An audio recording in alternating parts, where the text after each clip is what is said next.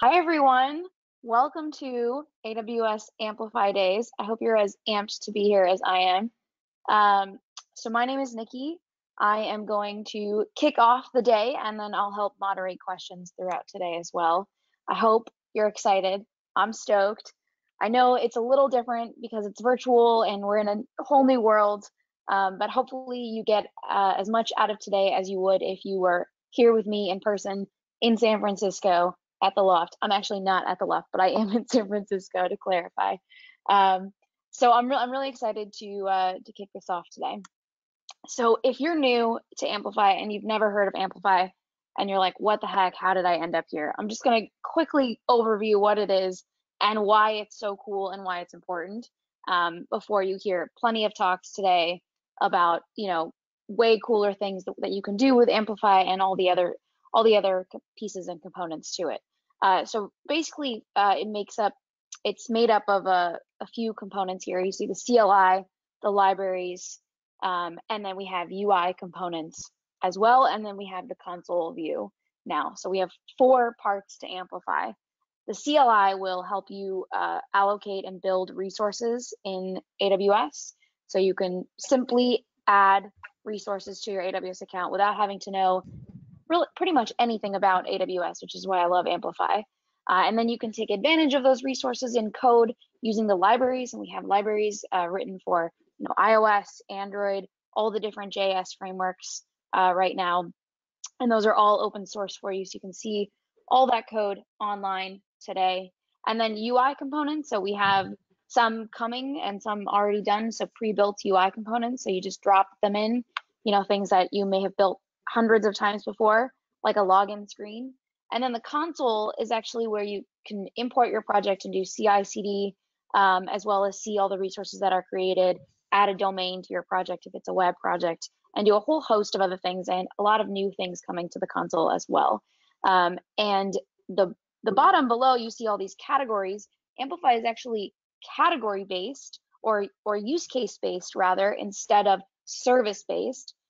So maybe some historical context to understand like why this was important and why we decided to go this direction.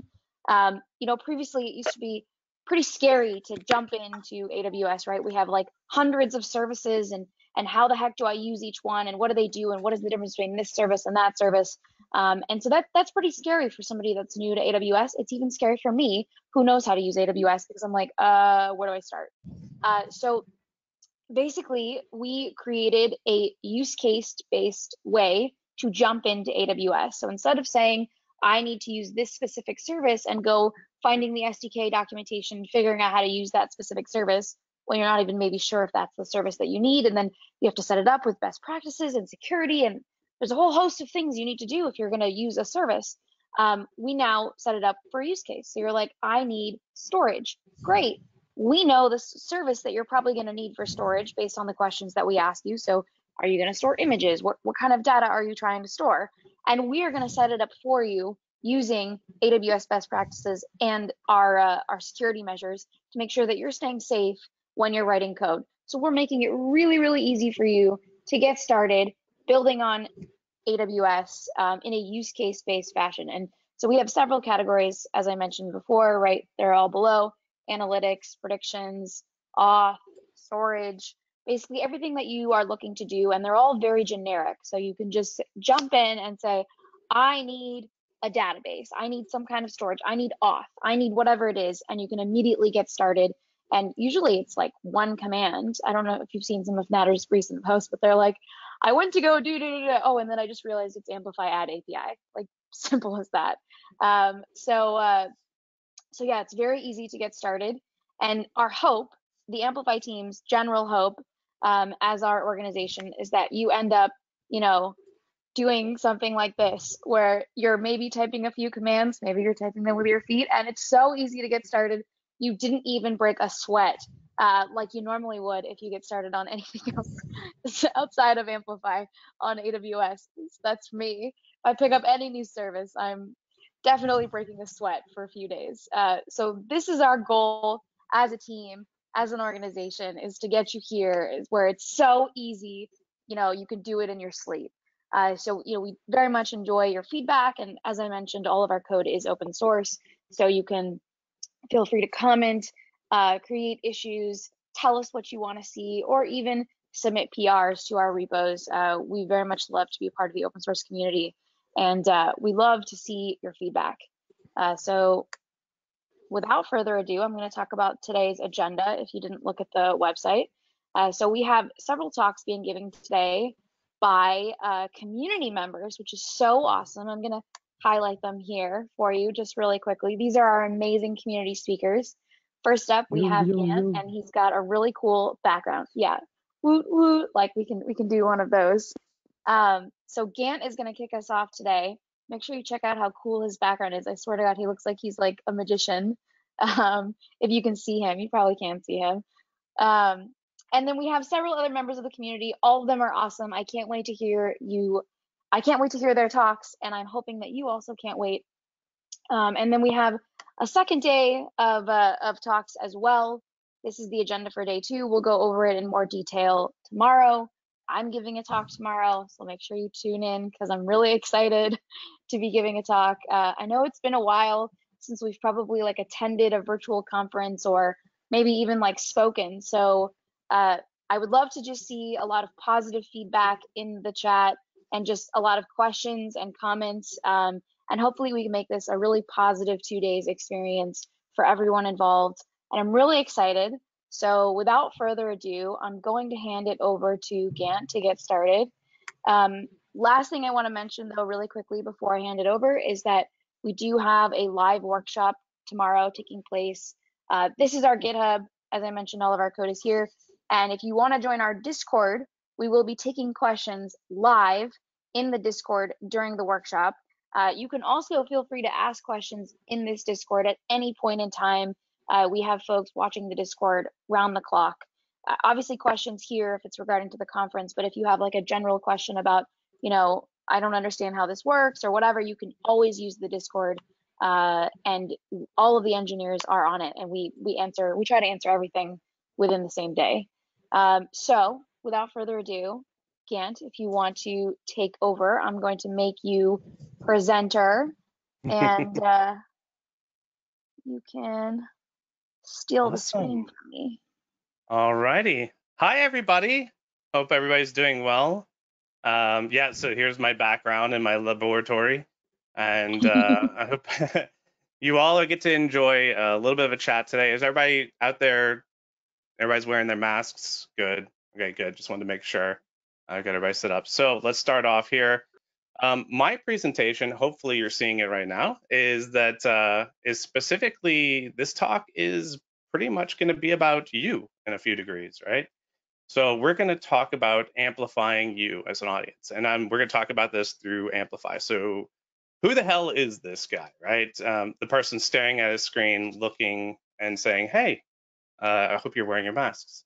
My name's Gant Laborde. I am the CIO of a company called Infinite Red. And at Infinite Red, we get to do consulting.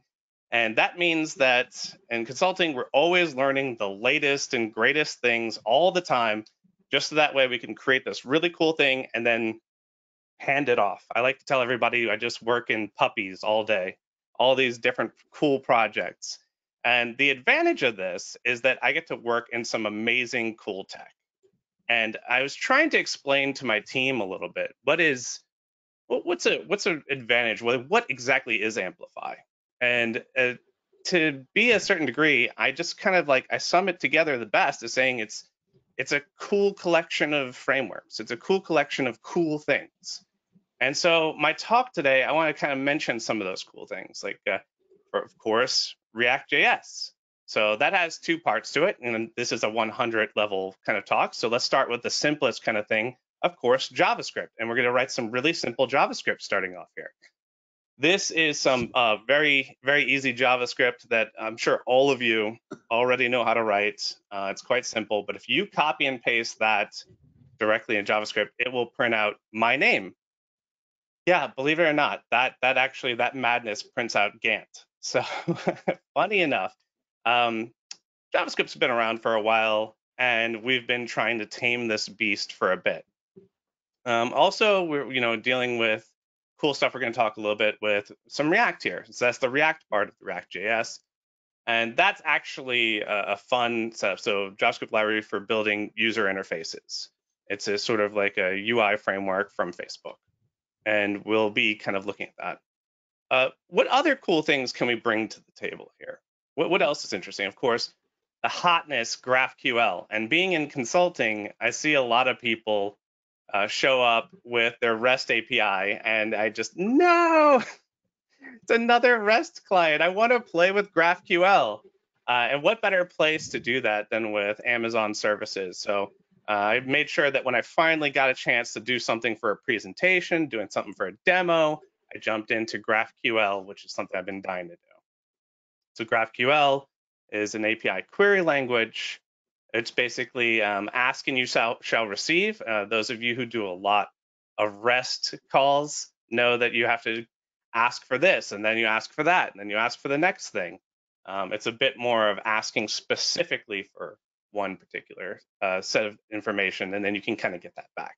That's a really, really just high-level explanation for a lot of these things. Of course, you can dig into them way further. And the coolest part about this, to me, is these GraphQL subscriptions, where you can get this real-time subscription information to identify as soon as something updates on the server, you can actually send that over to the client. So some more cool technology that we get to play with, right? And then another last piece of this that I want to bring in today is the AI machine learning. Now, Amplify has AI machine learning technology built in. They can do a server side. And then there's also some cool stuff where I like to use this computer intelligence.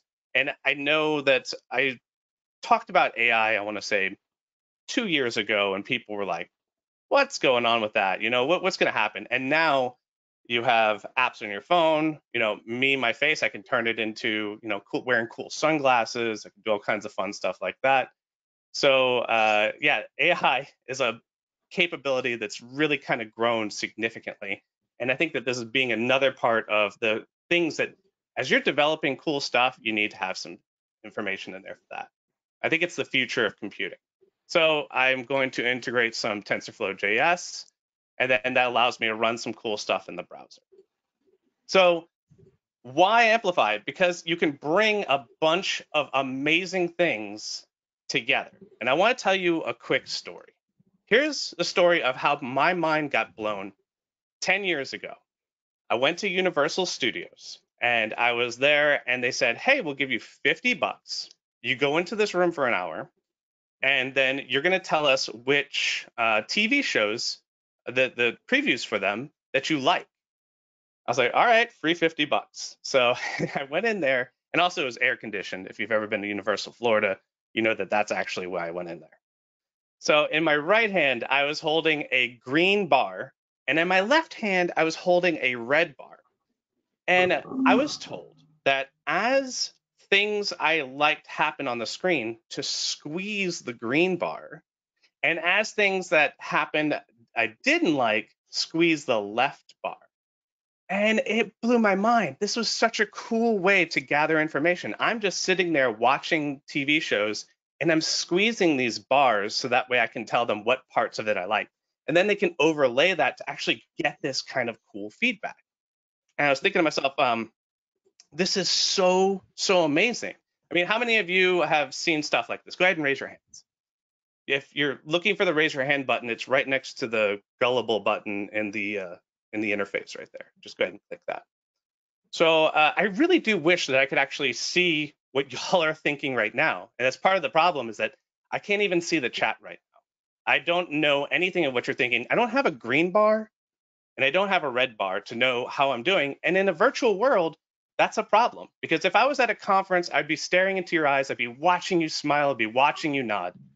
But here I am wishing I had this technology from Universal Studios. So maybe 10 years ago, that technology was top of the line, but maybe we could do something like that today. Because as you can see, since 10 years ago, I went there and I discovered that this device existed.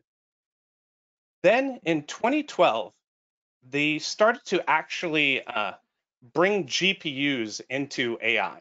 And this caused like a huge breakthrough. And then 2013, we got React.js. In 2015, we actually saw the first time that a computer outperformed human beings. So we were seeing in the ImageNet, it was able to identify things better than humans were. In 2015, we got the draft RFC of GraphQL. In 2017, there was an announcement for Amplify CLI. In 2018, we got Tensorflow JS, and then GraphQL stable release in 2018. So to me, what that means is that in this past decade, from that really cool universal trip to now, isn't that something that we can do, right? And then we have this conference here today where I don't have my audience. Or do I? See, I think that we can build this virtually, and we can do this with Amplify tools. You as the audience, you all have webcams, right? That means that we can actually implement facial detection. And that will implement specifically on your client browser directly you to identify what's going on with your face. And then we can, once we have the face, we can identify whether you're smiling or laughing or you're frowning and you hate everything that I'm saying. We can identify your sentiment analysis right then and there. And then in React, we can go ahead and build a website. We can add victory charts. Thank you, Formidable Labs. And then we can use Amazon's GraphQL subscriptions to get us AppSync and React hosting to go ahead and tie that into a DynamoDB. That means that we should be able to recreate something that was amazing science a decade ago today, hopefully in this demo. And so I can actually see what's going on because like I said, I don't see the chat. I don't see your face. I don't see anything. So will you join me in an experiment of let's go ahead and try enjoying the show where we're going to hook your webcam up to an AI. It is not going to send me your faces. I'm not going to see your faces, but it's going to identify your sentiment and then send that off so that we can see. Let's see if we can go ahead and crash some Amazon servers today, right? Y'all down for that? I'm imagining a bunch of yeses. All right. So here's the link. We're going to go to enjoying the show slash, so it's .show/room/amp. And that's the room we're going to go to for this. So if you can go to this link, enjoying the .show/room/amp, and then give it access to your webcam, we should be able to see a bunch of faces real quick. So let's go ahead and see if we can see that real quick. I'm going to pull up on my side. So we said it was called AMP for Amplify. Oh, look at this. 85, 87 people, lots of neutrals. So everybody can see this here. Can everybody smile for me into the camera? Just a bunch of smiles. Everybody, yeah, I'm seeing happy's growing. Good job. All right, now everybody look surprised. Like, oh, I'm so surprised. Look, there's the surprise growing. Everybody keep your face super surprised, mouth wide open. Yeah. This is awesome. All right, one last request. Can everybody who's in there just get really angry, like show your teeth, like, look, there's there. Here comes the angries. Oh, this is awesome. You are great. Yeah, just keep going. Don't smile. I know some of you were laughing at me. Don't smile. No more smiles. Just very angry people. Good job. For this, who's sad?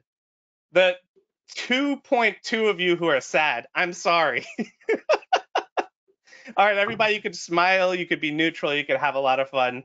That's it. And so with this, we're looking at 101 people in the room right now, and we're looking at the facial expressions that are set up.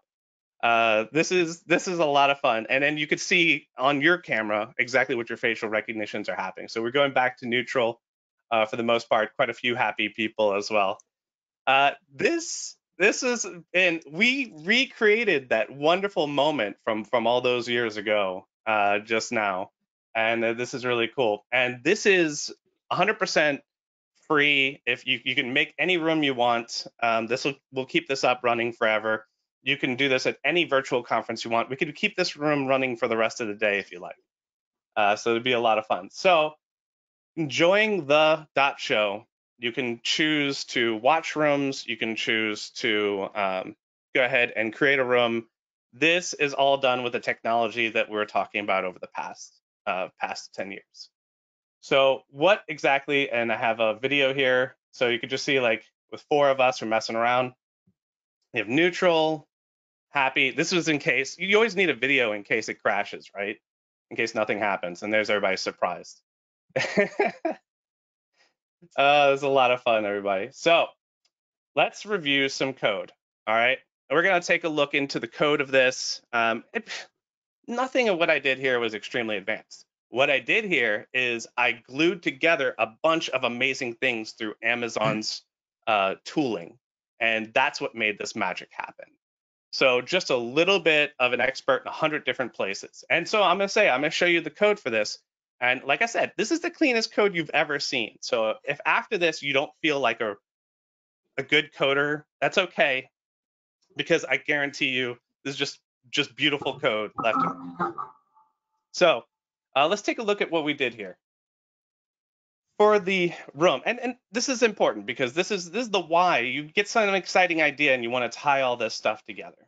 So for the room that's coming in here, we have all of this stuff thrown in one messy file, which is really good. We have class names like center me. That's good. This is good code here. So what we do is we have when you're joining the room, we set up a camera, and the first thing that we're going to do is we're going to load those AI models. If you're unfamiliar with an AI model, it's just a function. The function is looking at your face and saying, what's your sentiment? It's just like code, right? It's just instead of loading a function or a library like that, you're loading a model. And first thing we're doing here is that we're going to activate the person so that that person is tied into that particular room. And so once they activate the person and we load the models, then what we're doing here is we're going to check their emotion continuously. And then we have this simple API GraphQL to send those updates as we're setting emotions for each person. We're just sending that motion up to the server. So we're saying we're going to update the audience member and we update the room. And so as you smile, if your smile is staying a smile, then no emotion gets set. If you smile, then you frown, then your particular audience member, your random ID, is going to send up that now you've moved, we're going to update that particular person to a frown. That's it. We're just having all your machines. It's running on your machine a sentiment analysis function, and then that is getting sent up to the server with some random ID. I don't know exactly who you are, and that's updating for that particular person in that particular room. Very, very simple. So here we are in a simple React app. I'm not going to dig into React if you're unfamiliar with like use effect or any of those things. But the code here for the facial recognition, I can get into that offline. Feel free to message me.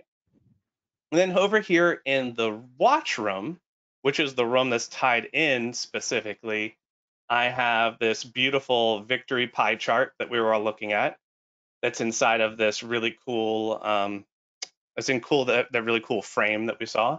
And here's the colors that we had. And what this room is doing is it's subscribed to those GraphQL updates. And so that's how we were getting those live room updates. So if we look at here, we're watching the room, we're subscribing. And then what happens is we subscribe to the room by the ID. And anytime that room updates, we go ahead and we get the new set of emotions, and then we use that to fill up our pie chart. I'm not breaking any amazing ground right here. No one's mind is blown. It's just really fun stuff, and it's been a really cool experiment to work with all of you. So these are the cool things that we're able to see as we're kind of going through this. Honestly, the entire project are these 2 rooms, and then for the most part, a lot of cool stuff. Oh, hey everybody! So if you go down here, we can go back to the main page.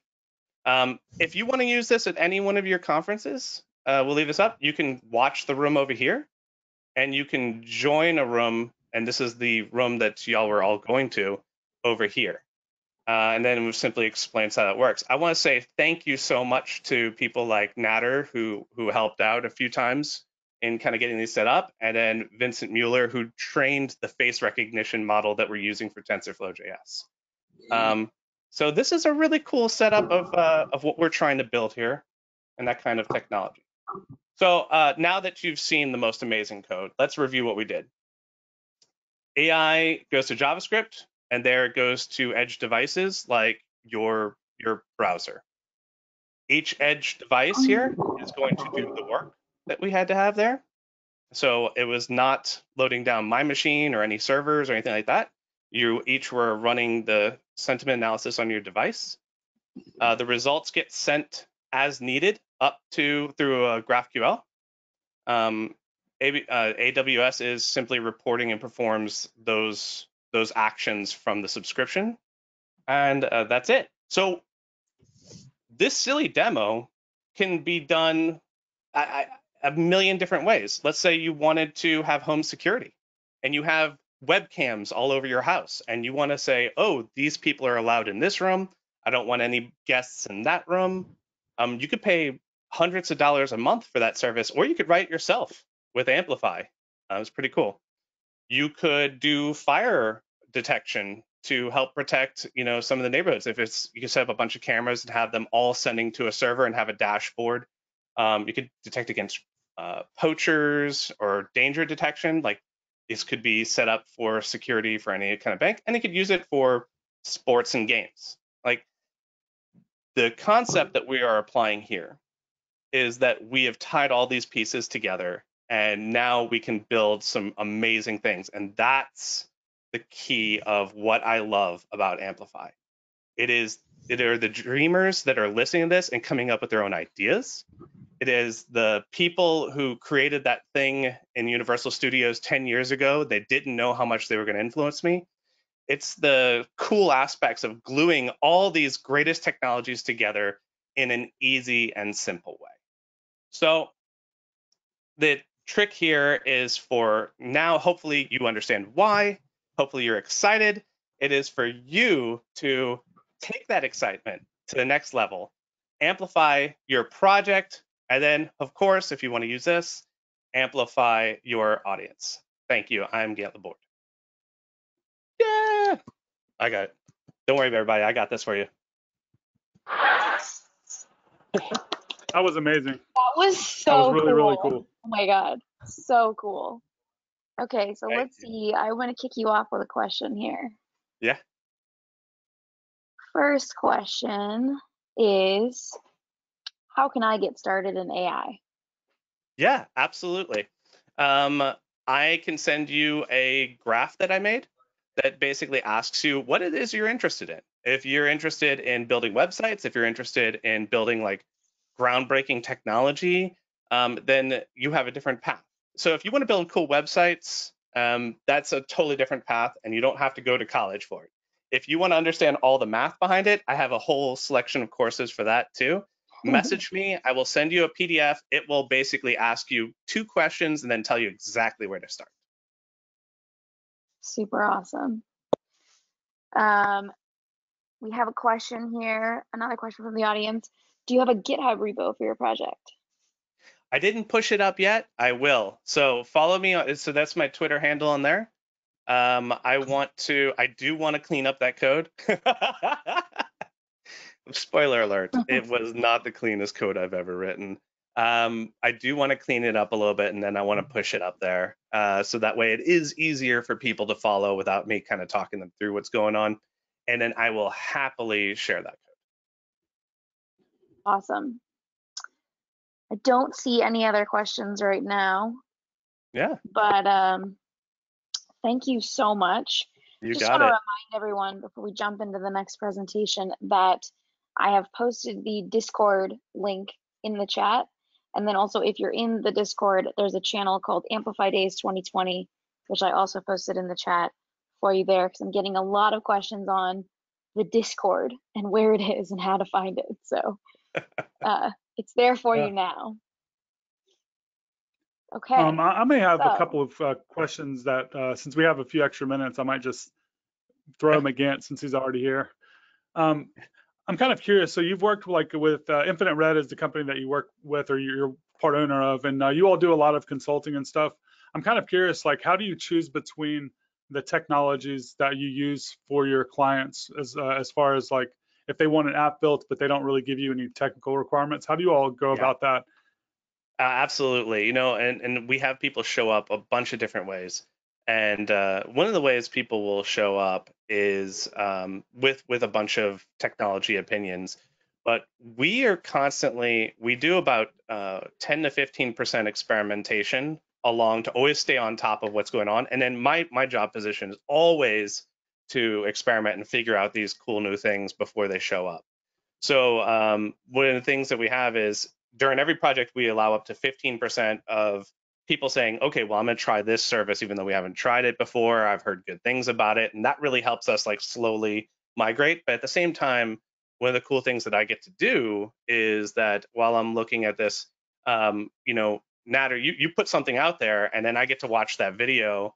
And then, I get to go attend these conferences. And that's where these conferences and the ideas that happen at things like this are the big influencers on what we actually do.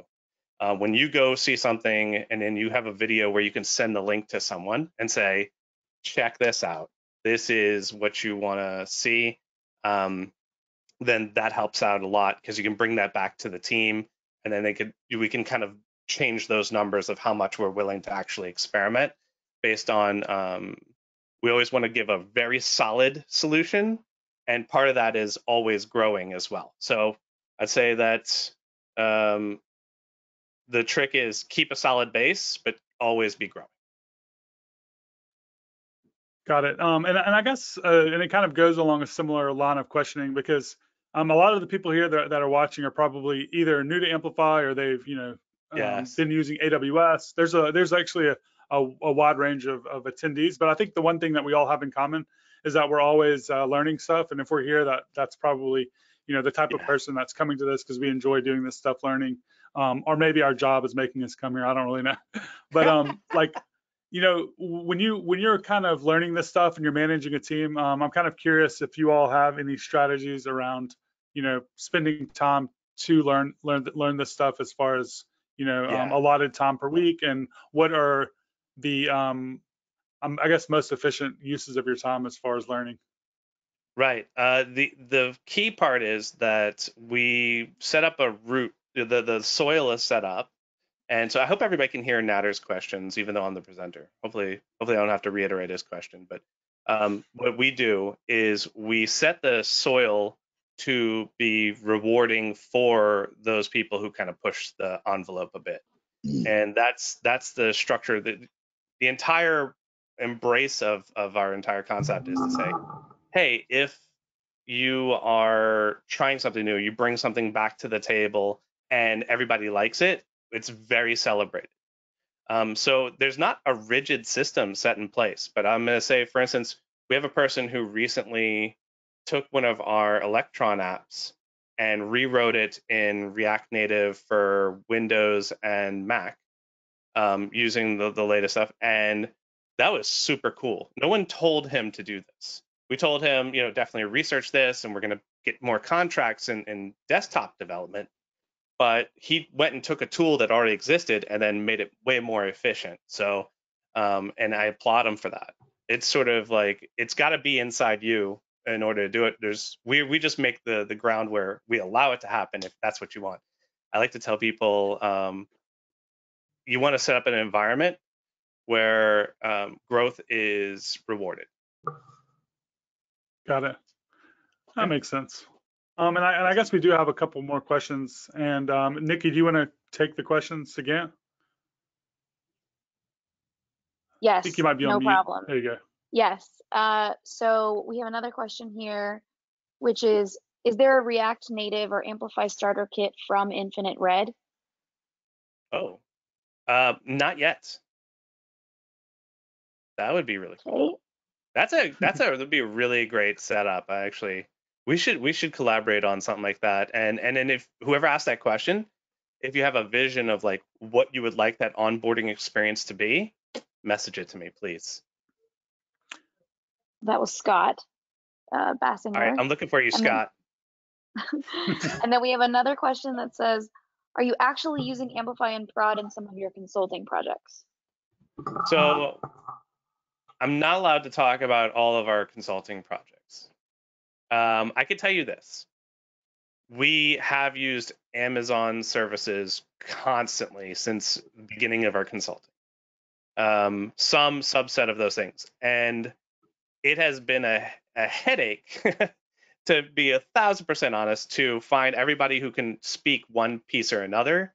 I will say that I am pushing Amplify in our products very much so, because it's a simplification of a lot of the tooling that we've seen. Actually, Natter's presented at our Chain React conference, the React Native conference in Portland. And when he demoed some of the stuff they had there, I think it changed the tune of a lot of people, and we really want to do a lot more. Cool. And I think along the lines of that one question from the starter kit from Infinite Red, for people that don't know, Infinite Red does a lot of open source. They have a couple of React Native starter essentially projects that people have been using for years now. So it's essentially like if you create a new React Native app, you might use the React Native CLI, or you might use Expo, or you might use the one from Infinite Red. I forgot the name of it, but Ignite, they're just yes, doing yes. a lot of open source stuff. Yeah, and Okay, actually we have it tied with Expo now, so we're happy to work with other things. So you can choose Ignite with Expo. Okay, couple things here. One, we have a question, which is, do you think Amplify is production ready? And then before you answer that, I just want to quickly state, the Discord is not the place for asking questions to the presenters during this day. Please ask the questions in GoToWebinar. The Discord is a good place to ask like your technical questions or your general questions to the engineers. But if you wanted to ask Gant, for instance, a question, or the next presenter, you need to be asking them here, because I'm not looking at Discord.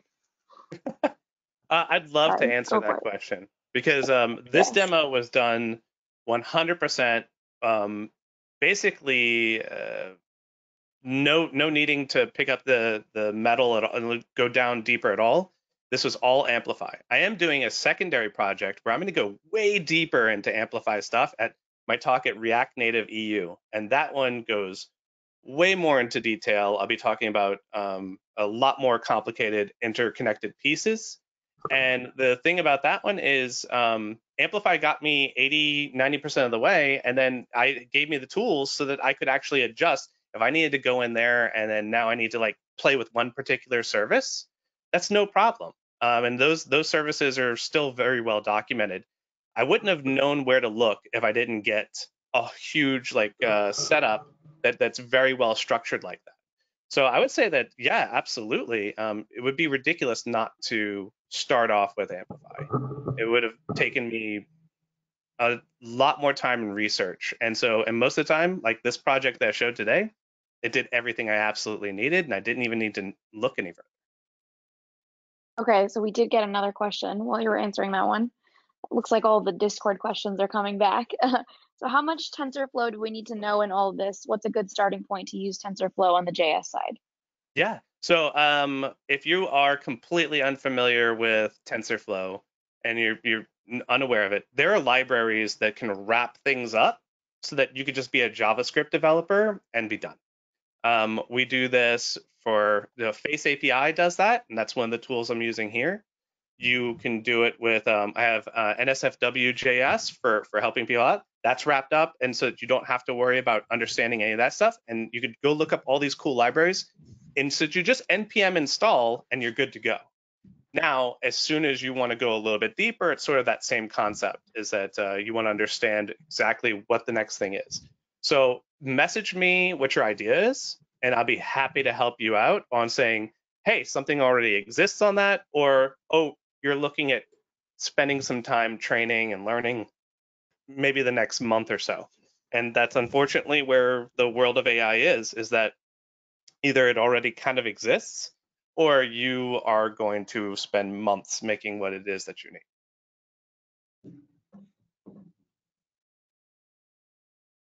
Okay, we have one last question. It says, Yeah. thank you for answering that. Can we get a list of those packages posted here? Yeah, sure, absolutely. Maybe I'll go into the Discord and post them there, and I'll send some links. I have plenty of resources. I actually taught a course on academy.infinite.red for getting started with TensorFlow.js. I think it's pretty much one of the only TensorFlow.js courses out there So if you go take that course, that'll help out as well. But for free, I'm happy to post all kinds of resources and help people out. All right, sorry, there's one more question for you. Last one, and then we're gonna move over to Natter. One of the things that has made us wonder if we can use it in production is the fact that by default, Amplify works with AppSync and having a DynamoDB. By design, DynamoDB recommends using the least amount of tables, having data aggregated. Amplify tends to work in an anti-pattern. What are your thoughts on this? Oh, that's a good question. I'll say that I'm going to reserve the right to say I am not a DynamoDB master, but I will tell you a story, an anecdote, real quick. I know that Airbnb was spending a ridiculous amount of money and time on some Amazon services, and then someone came in and like did the proper patterns and wound up saving their bill, tons and tons and tons of money. As far as I know, that person never got a raise for that. I'm not going to mention his name, but he never got a raise for it. He never get because the services themselves are extremely optimized. Trust me, I've seen Natter try to crash them. I've tried. I mean, we just had hundreds of people sending tons of facial expressions, no problem. We were seeing updates. It wasn't laggy. I'm sure that you'll see plenty more where people try to beat up Amazon. So I'll say this. The anti-pattern is a good thing to worry about, not only academically, but practically, but also you want to make sure, I would say that definitely talk to the experts a little bit here, but I've not seen the server cry uncle for anything. And so I might be just happy enough to be in a super, super powerful environment. I think that's a common Thank you so question, much. and I have a little more experience there, and I've heard this a bunch of times, so I can kind of field it a little bit, and then we'll get to my talk, which my talk is probably not as long as your talk, so we do have a couple of extra minutes. But I mean, if you actually look, first of all, if you look at the new updated DynamoDB documentation, they've actually updated the docs to pull out any language around recommended design for just a single table. They do say they recommend the least number of tables, but saying that a single table is the optimal design has actually been changed because it no longer is the best practice. If you look at a bunch of the Amazon services and the things that we build at AWS, there's actually just multiple examples of services that run on dozens of DynamoDB tables, and that's the engineers that build these services. They're not going along with that. There is a lot of thought leadership, and there is a lot of benefits that you can get for making that happen if that fits your application concerns. It is possible with AppSync, but the problem with AppSync as it is today is you would actually have to write all of that business logic yourself, and it's completely possible. The same way it would be possible if you're writing a REST API using a single table. It's completely doable. You just have to write that business logic. And I think the thing with Amplify is that you get up and running with a lot of that resolver code written for you. And as of today, yes, we don't support the single table design with the auto-generated code, but unless you're operating at some really, really massive scale, it's usually not a concern for most of our customers. We have a bunch of customers using it in production. They've never needed to migrate away from it because it just works fine, and they don't see any problems with their bill or anything like that. Performance or anything like that is all fine. But it's a good question. It's something that we are investigating. So anyway, it's so cool that I want to say that the other part of this is y'all have been so available for amazing questions. The Discord, Natter, everybody, that's been really useful. I say, like, definitely reach out to these people. They know what they're talking about. Cool. Well, thanks for your presentation. As always, it was really amazing, and we're glad to have you as part of the event. Thank you. Thank you so much, Gant. Natter, take it away. Tell us about Lambda layers, one of my favorite topics. All right. So my name is Natter Davitt. I'm actually going to be presenting today. Kind of at the last moment, we had a presenter that was scheduled to come, and they had some conflict happen, personal conflict. So I'm going to be presenting on Lambda layers today. And Lambda layers is kind of a Lambda service. I'm sorry, a Lambda feature that was introduced, recently. When I say recently, that means in the last year or so. I don't remember the exact launch date, but the Amplify CLI just added the ability to use layers in the last week. So I'm kind of demoing some really brand new, fresh hotness from the Amplify CLI. I'm going to be doing a lot of live coding, and considering I threw this together, like somewhat at the last moment due to the circumstances. I'm hoping it all works, but I've actually tested this out quite a few times. So unless I just completely go brain dead, we should see a pretty cool live demo here. And I also have a couple of slides I'm going to first share to kind of like get you started here. So let me go ahead and start my slideshow. And I'm going to just double check with the people that are on the call with me. Can you see my screen?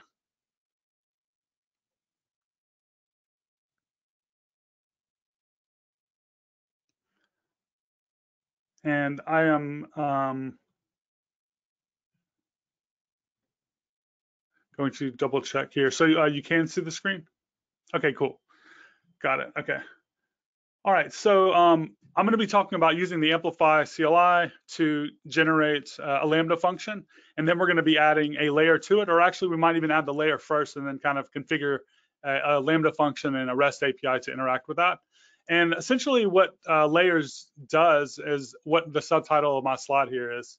It's sharing code between functions and being able to kind of reuse code and only have to kind of work with a single dependency or some single asset that you don't have to kind of upload to all of your Lambda functions within a single application or a single project.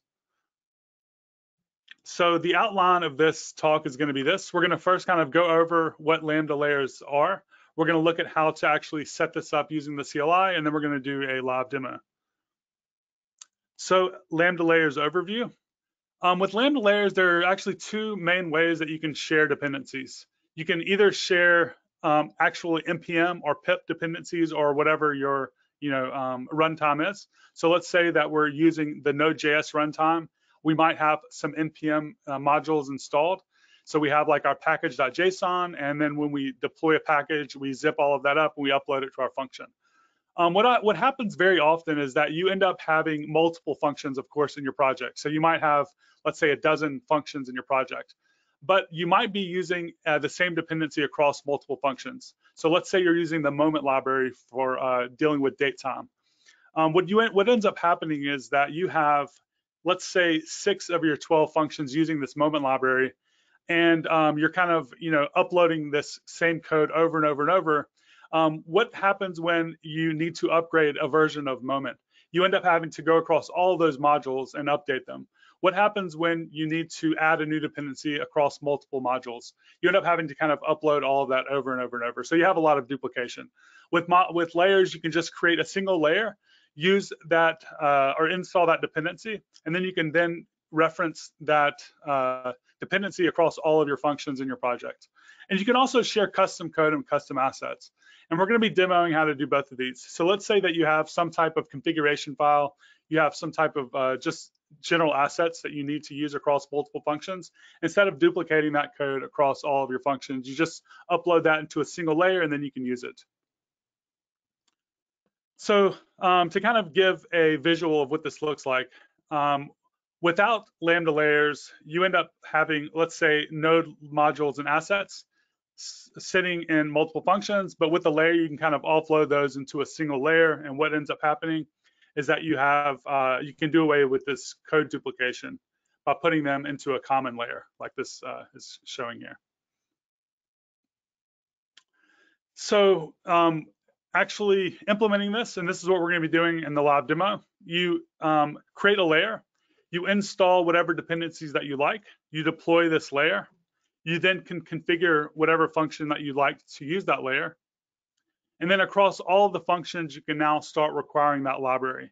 So even though our package.json is not going to have this moment dependency, we can still require it because we've associated the layer with that function. And then the same goes with sharing code and custom assets. You have this OPT folder. And in this OPT folder, you can then add whatever assets or code that you'd like to use across your functions that are referencing this layer. And then you can then just require from this /opt directory. And even though, again, in your function, you're not going to see this opt directory, it's basically not going to exist in your actual function itself. But if you've configured that function to use the layer where that code is, it will be available in the runtime. So what we're going to do now is a live demo of layers. And we're going to be creating we have a basic Amplify project that I've already created, and we're going to add a new layer. We're going to then install a library. We're going to also create a couple of maybe one piece of custom code. Then we're going to create a REST API along with another function, and we're going to reference the layer from that function. So let's go ahead and get this started. So what I'd like to do is go ahead and open up my CLI. And I will maybe make this a little bit bigger just to be safe, because I know my screen is pretty huge.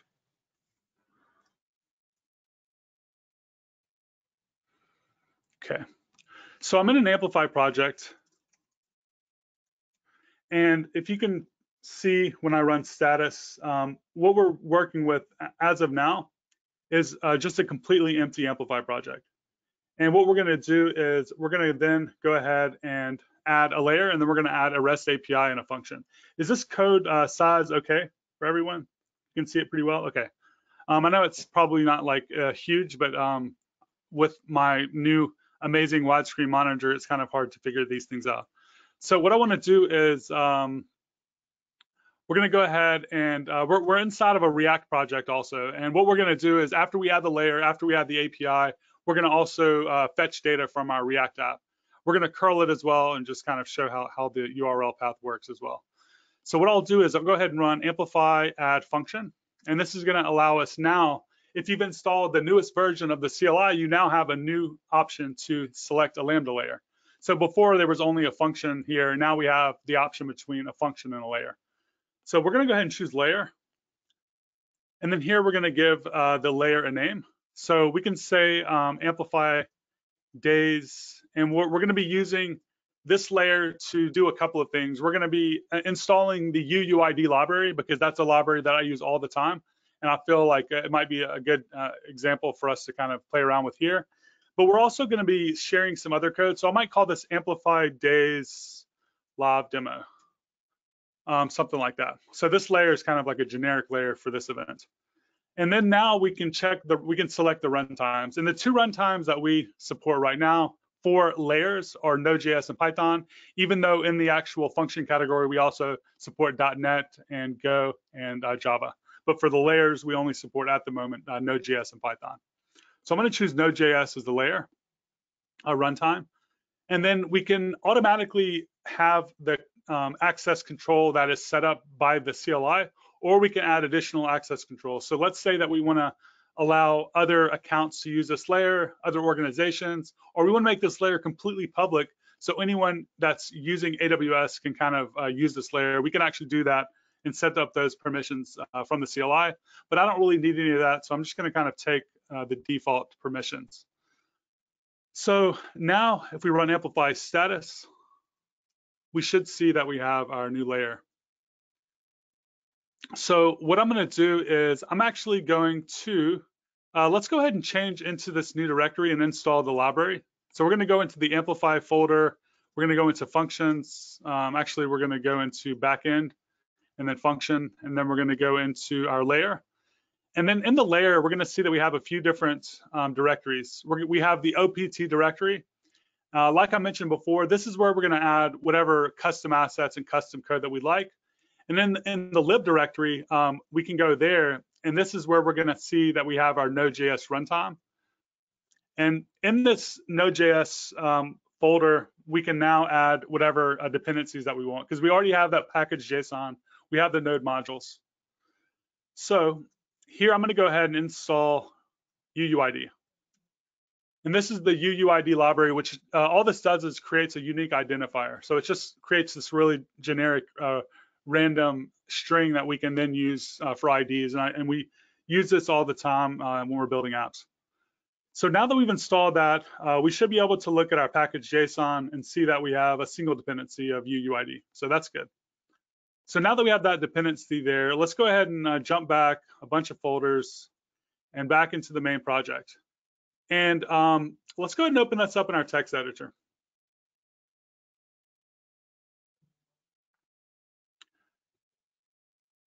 And what we want to do is let's go ahead and add a little bit of custom code. So we're going to go into that function, into the OPT directory, and we'll add a new file called data.js. And this is going to be some data that we're going to share across our functions as well. And we'll just make an object, and maybe we'll create a message or something like that. And we'll say hello from Lambda layer. So we can be sure that this is coming from the layer. And we'll go ahead and save that. And we see that it is indeed inside this OPT directory. And that's all we need to do. So I'm going to go back to the command line, and we're going to now use this layer. So what I'm going to do is I'm going to add a REST API and another function that's going to use this layer. So I can do that by running amplify add API. We'll choose REST API. For this API, we'll call this Amplify Days API. For the path, I'll do something like hello world, or maybe just hello. Make it short and sweet. We'll use a new Lambda function, and we'll call this Amplify Days function.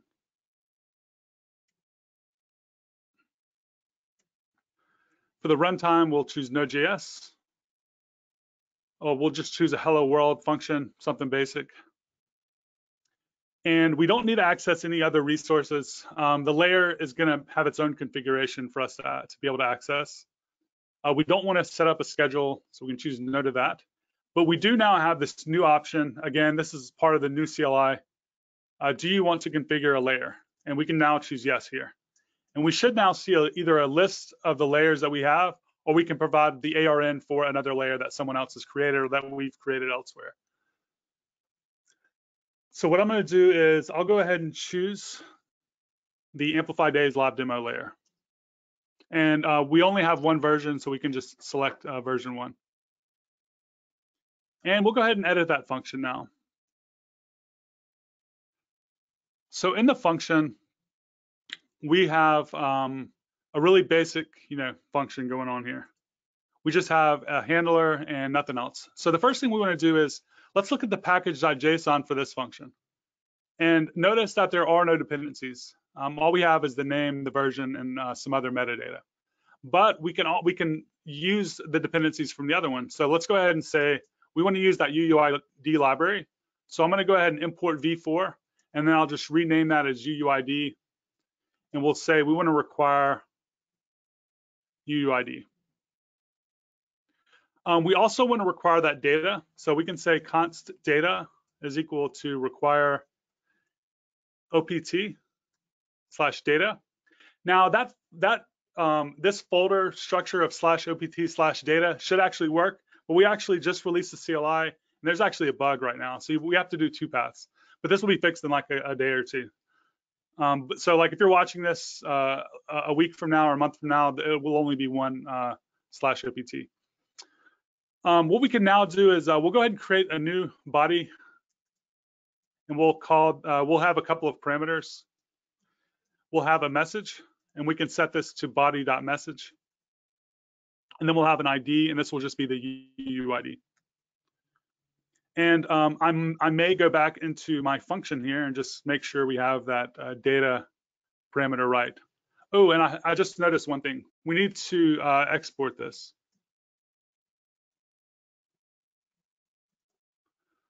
So we're using data.message, and we're using it in this function. And this needs to be data.message. 2 bugs already. I'm glad I called both of those. So what we want to do now is in our body, we can now just return the stringified version of the body variable that we created there. And then since we're going to be accessing this from a client-side project, we're going to go ahead and set some headers. And we want to set the access control allow origin, because we want to enable CORS, so we can hit this API from a client side project. So I'm just going to do a quick review. So we're requiring UUID, we're requiring /opt/data, we're using data.message, we have the ID. Okay, this all looks good. So let's go back to the command line.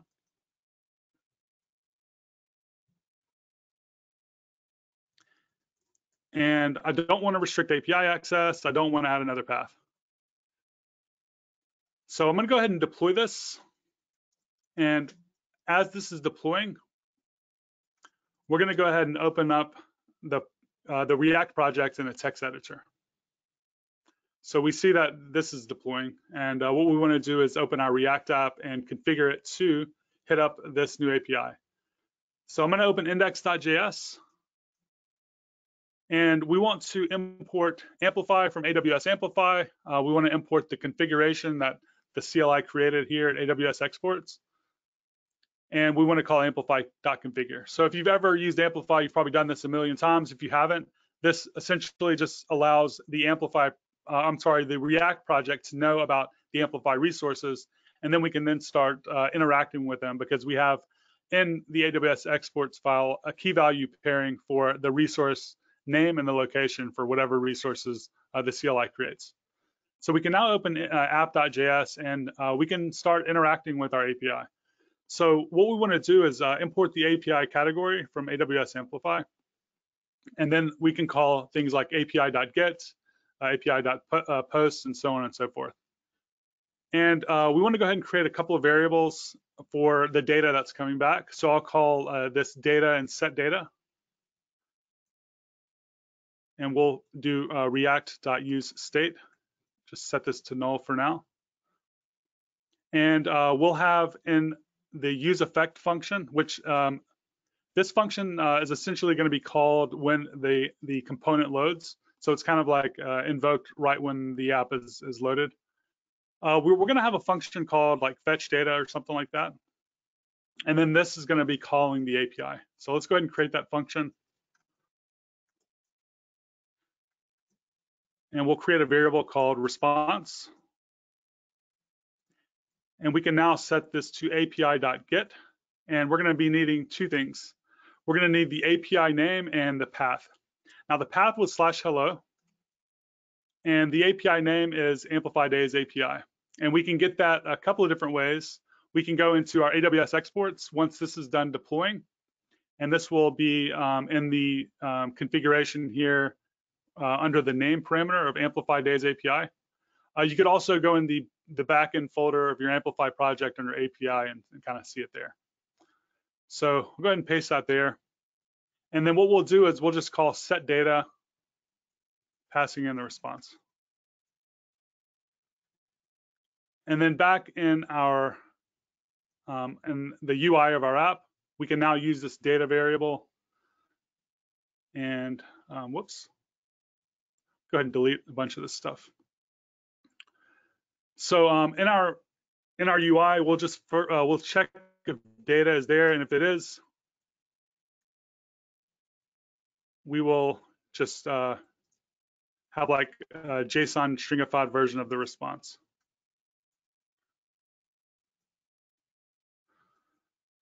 All right, let's test this thing out. So we should be able to go back to the CLI and see that we have our REST endpoint right here. So what we could do is we could curl this, and we'll pass in that hello path. And there we go. We see that we have the message, hello from Lambda layer, and then we have a unique ID. So the message should stay the same, but the ID should change if we keep calling this. So we see that we have different unique IDs coming back, so that's good. The next thing we might do is just test this out in our browser. So we'll go ahead and run npm start.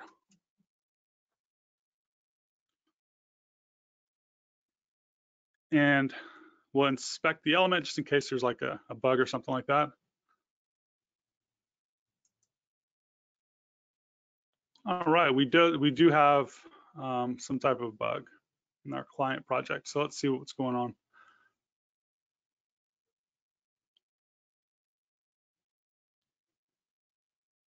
I'm going to go into Amplify backend API.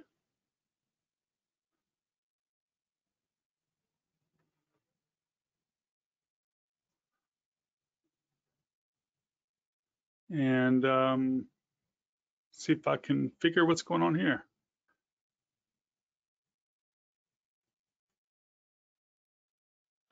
This API should exist, but it's saying it does not. Oh, okay, I know. I think I need to put await. That's not it either.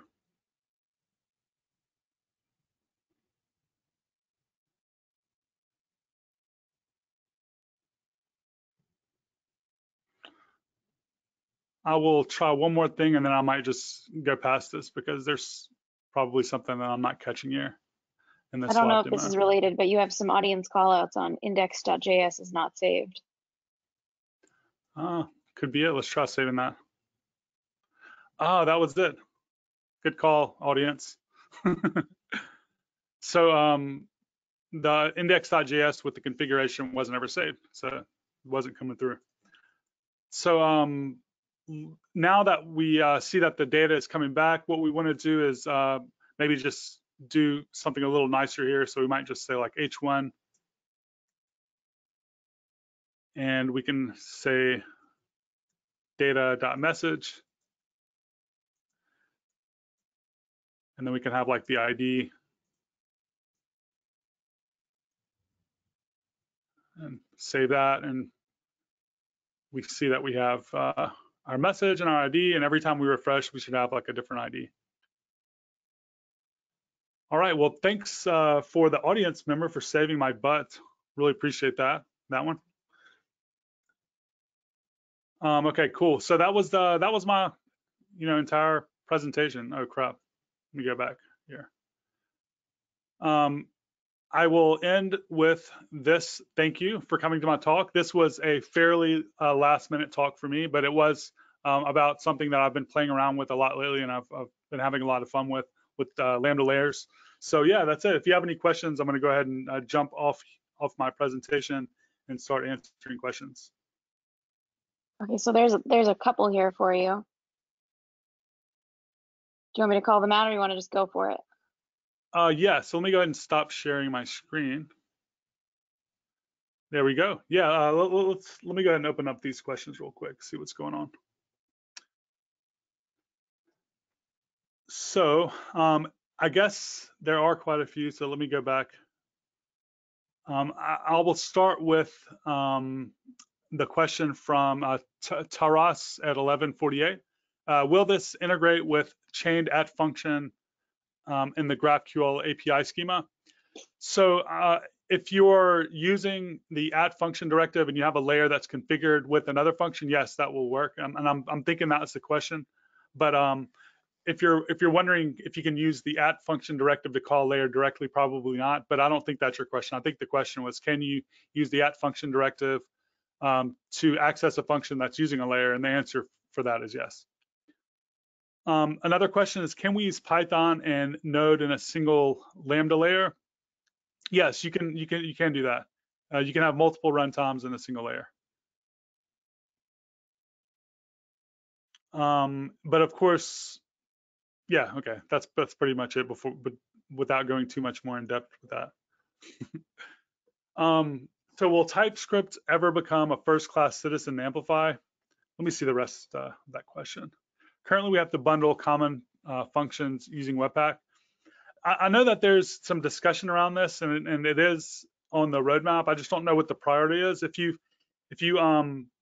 want to be part of that discussion, I would go onto GitHub and either find an issue that is already there and throw in your thoughts, and maybe link that to me offline, like on Twitter or something, so I can investigate a little more and kind of give you more insight. But if that's something that is important, we have a lot of important things that we're working on, but we want to prioritize those to the most important things, I guess I would say. So like, let us know and let me know offline directly, so I can kind of investigate that and give you a more clear answer after I know a little bit more. I see a couple of people in there commenting around await API, await needed, index.js. Thank you. You helped me a lot there. I appreciate that. Can you mock layers using Amplify mock? Not at the moment, at least not to the best of my knowledge. Yeah, I think that's about all the questions. Oh no, it's not. I'm just not scrolled down enough. I see a lot more. If you want me to call them out for you. Yeah. Let's do that. Do it that way. Okay, so we have another one from Ross. Did the team consider Lima as an alternative, considering the CLI itself uses it? Lerna is like the Oh, so Lerna, sorry. I can't read. yeah, it's okay. I don't really know because the CLI team is its own team and the client team is its own team and I'm on the developer advocacy team. And while we do work closely together, we don't we aren't involved in a lot of those discussions as far as their tooling and stuff is concerned. If you feel like it's something that would change, the way that people could maybe contribute easier, or how you could maybe test locally easier the actual distributed version of the package so you could help contribute, or if there's something behind that where you feel like we could improve by reconsidering some of our decisions, we definitely are interested in hearing that. And you feel free to open an issue, or if there is an existing issue, just again jumping into that and throwing your ideas behind it. When will .NET Core be supported by layers? So I would say that we're adding runtimes based on customer feedback and customer requests. So if that's something that you like, again, I know I keep talking about GitHub, but it's the easiest way for us to kind of have these discussions out in the open, so we can be completely transparent about the decisions we're making. So again, I would go to GitHub and throw in a discussion there if there isn't one already there, and kind of tell us why you want it and things like that, so we can try to prioritize it. But I mean, if there is a question that I can answer that that isn't like go to GitHub, I will definitely tell you. But a lot of this stuff again is a combination of a discussion between our team, our customers, and things like that. Are there any limitations that Lambda layer on Amplify has, like the node module size? Not that I know of. What is the most usual use case for using Lambda functions in client-side apps? Russ? There's all kinds of usage. I mean, I would say the thing that we just did is very common, though. If someone just wants an API for doing, I guess that's a very generic answer, because you can do anything in that API, right? You could just call another API, you can call a database, you can do whatever. Image resizing is a very common usage of one of those serverless APIs. Working with stuff like Alexa is pretty common. So yeah, I would say REST APIs though seem to be kind of probably the number one use case in general. Is there any way to test the Lambda layer locally? I think you just did that. I don't believe that Amplify mock works with layers yet that I'm aware of, but I need to maybe double check and make 100% sure of that. Okay, would you recommend one layer with a lot of dependencies or multiple layers with smaller sets of dependencies? I don't really see a drawback of one layer with multiple dependencies. I know that with Lambda, you might have more cold start if you have a lot more dependencies that need to be created at the invocation time. So I might take that into consideration, but it just depends, I guess, on the app that you're building as far as where those dependencies are being used. If you have just like one dependency that's being used across like 100 different places, and then you have like 50 that are only being used in one place, then you probably would definitely create two layers for that use case. But I think the answer would be kind of like it depends. But I would say like start off maybe with one layer, and as your application grows, you might have the need to add that additional complexity, and you might need more layers. But always starting off, in my opinion, with the least number is probably the smart way to go. Okay, one last question. What would your opinion be on encapsulating GraphQL APIs into a layer for later reuse? Is this bad practice? So encapsulating like an entire GraphQL API, that's interesting. I don't think that would be bad practice. I think that if that's something that you're using, if you need that API in multiple places and you can find a way to abstract away, the business logic that might be interacting from that API across multiple, other functions, that could make sense. People are doing all kinds of stuff in layers. I mean, it doesn't have to be just hard-coded data. It can be, you know, a lot more complex than what we demoed. All right, well, thank you so much, Nader. That was awesome. We are going to move on to the next presenter talking about AppSync. I saw a lot of questions about GraphQL that I'm actually not going to answer because I'm going to wait because I think Horatio can answer them. So without further ado, Horatio, take it away. I'm going to make you the presenter.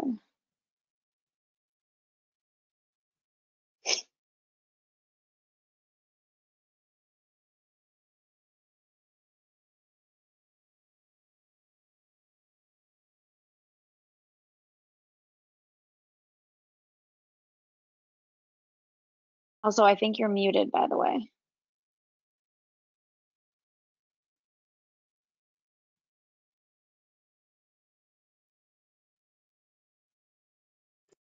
And he's in a desert. Now, there you go. Can you hear me now? Okay, awesome. So thanks everyone for being there. And well, my name is Horacio. Well, I'm gonna cover that in the presentation and then put the timer on. Okay, so yeah, I'm here to talk about AppSync and use Amplify and AppSync as a API gateway, or actually, in other words, how to connect your other APIs using yours, just Amplify and other tooling. So let me just bump this. No, that's not the one that I wanted to do. You play slideshow window. Okay, good. So yeah, so I'm Horacio. I'm a designer and front-end developer. I'm now building my first startup called Minter, and it's a publishing platform that we can talk about later. And also the author of Aprende Gatsby, that is actually just a bunch of courses in Gatsby and in Spanish, and a bunch of other things, and actually makes a lot of Gatsby with other tooling like Amplify, for example. And you can follow me on Twitch, YouTube, and Twitter. And essentially, the whole thing, the whole thing that I'm talking about right now is actually how I'm using Amplify in one of my side projects that is actually an e-commerce. So I'm using GraphQL, I'm using serverless functions, I'm connecting everything together, I'm using Stripe, I'm using other services to get like contact information, to actually sending, like submitting forms. So I'm just gonna show you here as a front-end developer how Amplify, like amplify me, or how do you say it, into making this whole project by myself without knowing too much of backend architecture or infrastructure or anything like that. So I'm pretty excited about tools like this, and we're going to talk about a little bit more later. GraphQL, why I love it. Okay, so GraphQL is another type of way that you can interact with data in your applications. And one thing that I'm really excited about is that it has a schema that both front-end and back-end follows. And that's pretty important because the back-end developers and everyone like just set standards or set the layers that they want to expose. And then the front-end can do actually and ask for whatever data that they want following that schema. And that's actually, I a couple of years ago, I used to also teach GraphQL to developers, and I mean, I've been using GraphQL for like 2-3 years, not that much, and also I've been a developer, like a real developer, for at least 7-8 years, and I have like some trainings with people like 17 years of experience in Java technologies or backend infrastructure, like working for big companies. And the main concern that I got from at least backend developers, I love those sessions because we're a lot of like that was one of the sessions that were like a discussion instead of like an actual just me telling you how to do things. because there are a lot of concerns. Like when you say front-end developers can ask for whatever they want, like it's kind of weird for a back-end developer to listen to those kind of things. And the power comes from the schema. Like if the schema is really like structured and everyone is agreed upon that schema, then the front end can ask and do whatever they want. Also really cool that because of that schema, there's some tooling around GraphQL that you can invest less time writing documentation, like try to understand APIs. If there are any changes or something, it's pretty easy for the backend developers to let the front end developer or the user of that API knows that there's a change, there's something that it's coming, there's versioning also, so it's pretty cool. And also, it's very simple to get different data, different sources from other APIs, because everything happens in the resolvers. So you can actually have one attribute from one particular type in your schema, like calling another complete different API that you actually don't know and cannot control. And that's actually what I'm gonna show you today. So with tools like AWS AppSync, you just by defining that schema, you can just get your product up and running in very little time, like in minutes. I put the asterisk there because, of course, yeah, you need to define the schema, but you need to do a lot of other things that are not complicated. Like me, I can do it. I'm a designer. I'm a developer. But yeah, you need to do other things. So there's some resources here. Like at the end, you have all the links and also all my findings on my notes about this topic in a link at the end. So don't worry, you don't have to screenshot right now or anything. So let me just walk you through, this is actually the documentation from AWS AppSync and show you how easy, and actually just Nader did it a couple of minutes ago with REST. I'm just going to show you how it is to do it with GraphQL. So you do Amplify API, and then you just you get a lot of questions about what you want to do, and you select GraphQL, and then you start answering the machine, what you need to do, right? So then the next thing that they ask you is to actually create your schema. And that schema, that file that you see there, it's generated for you. You don't have to do that because Amplify CLI created or generated for you, so in your project. So then you just set a simple schema like this. You have a to-do type with this @sign model. That is the directive. We're gonna talk about that later. And then you just do Amplify push, and you have all the infrastructure of Amazon in your application. You can scale it however you want. You can do whatever you want. You can have 2 million users, the first day of your application, and it will be really hard to crash it because I've seen Nader crashing a lot of this, using this technology and try to break it, and it's pretty powerful.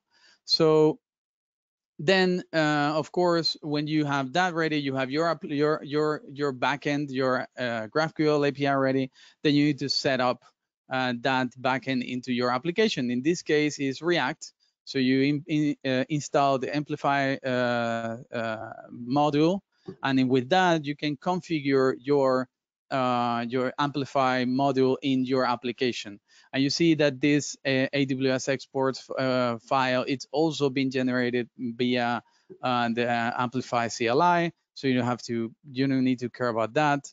And then you can actually just call your API using this line of code. You want to get all the to-dos, that list to-dos query, it's also been generated for Amplify. So you see a pattern here, you're getting a bunch of work for you just by telling what exactly do you need, and then you just call here, you get the results, and you're happy. You can start hacking, you can start working on your application, and everything is fine.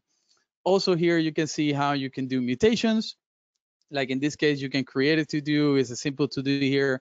You can create one with that create to-do mutation. and then you pass the to do there. You can also update that mutation. You have also the update mutation, like you see, like that's amazing that you don't have to even care to write like in the beginning to write GraphQL like queries or mutations. It just happens to be given for you. So this is pretty cool for someone like me that have a bunch of side projects and I don't have too much time. So I don't want to like, I don't want to waste or not waste. I don't want to use my valuable time in things that are like tooling and mixing things together. I just want to go start like running, start making my application and make it great, make it good for my users. So also here you have subscriptions and as Gants said before, he in his application he's actually doing this same thing. He's just getting all the changes of what to do in that subscription, and you can just react to that to those changes in your application pretty easily with not so much lines of code. And I mentioned this model, like this @sign model directive here that you set in the schema. And here is where one of the powers of Amplify comes in compared to other tools that also let you create GraphQL APIs. With that, you have a bunch of like this is called a directive, and it's using GraphQL transform to actually generate everything that you need to in order for that to work as you expect. So you have this this directive available in Amplify CLI. You have model auth connection. I mean, this is just a screenshot from the documentation. You can just go there and go deep dive. This is not, I'm not gonna like talk too deep into what exactly they are doing, but just like you can like just by writing that, you're creating a bunch of things in the backend that I actually don't know how to do it by myself. And that's the power of things like Amplify. It enables you these amazing technologies just by writing simple transforms or code, right? So some real problems that that I see that I already mentioned some questions like, is it production ready, or can I use it in my application? Like how, like there are some concerns over there, and that's completely valid. And one of the concerns that I've seen, like people not embracing and not using tools like Amplify because they're not using GraphQL right now, so they're not familiar with it. So it's kind of like scared to start just changing from a REST world to something like GraphQL. And also it's easier to use when you're starting your project, and that's could be true. That could be also like depending, it depends. That's like the universal answer in web development, I guess. And yeah, it is for me really like easier to use Amplify in just blank just a new project, but I'm sure like it's not, you see that it's not, you can just take like one feature of your project and you want to test it, so you can just take that feature, implement that feature using Amplify, and you don't have to pollute all your other like project just for that, and just test it. And if it works, if it works, you can just start like iterating and adding more things to Amplify or toolings like it, right? Of course, you can have you can say, oh, I have my own backend infrastructure setup, but yeah, that's also really cool because you can have that set up already. You can have like really good backend developers working on your databases, on everything balanced, like all that things that me as a front-end developer don't know, but you can also connect those backend infrastructures with tools like Amplify. Like you're gonna see in a couple minutes, you can just call REST APIs directly from GraphQL, and I'm gonna show you how I'm doing it.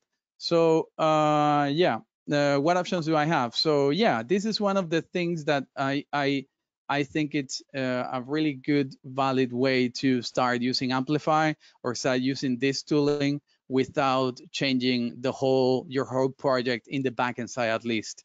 Okay, so it's Lambda functions and serverless, and you can call any other endpoint or resource from your GraphQL API without the need of changing the way your app communicates with the network. So that's pretty important because like in your project, in your front end side, in your client, you are communicating with Amplify. And imagine you have now your backend is just this URL, and then you're changing to somewhere else, or maybe you're adding other things to that endpoint or other stuff. You don't have to change how the client connects to that resource, to that data source, because it's all handled inside the Lambda function. And I'm gonna show you like run code without managing provision servers, pay only for compute time. Yeah, that's you can read that later. That's fine. Here how you can set up a function. You can just do amplify add function, and then you say what type of function do you want. You have 3 templates. Hello world. This is simple hello world. You saw already Nader doing it. You have a CRUD function for an Amazon DynamoDB table. It's a whole CRUD operations inside Lambda function. And then you can also have a serverless express function running with all the methods, all the things available in Express in just one Lambda function. And that's great. That's amazing. And again, I can we've been talking a lot about Nader. I can try to explain you like how to do those things and how you can do with it, but Nader does it way better than me. So you can just go and put Nader David in your favorite like search engine, and you'll see a bunch of content around that. And of course, in the links below, in the links at the end, you're gonna have a lot. You're gonna see a lot of them because that's how I actually learned those things. So demo time. So yeah, this like I said, this is a side project that I'm building. I'm actually building this live on stream every Monday at 10 p.m.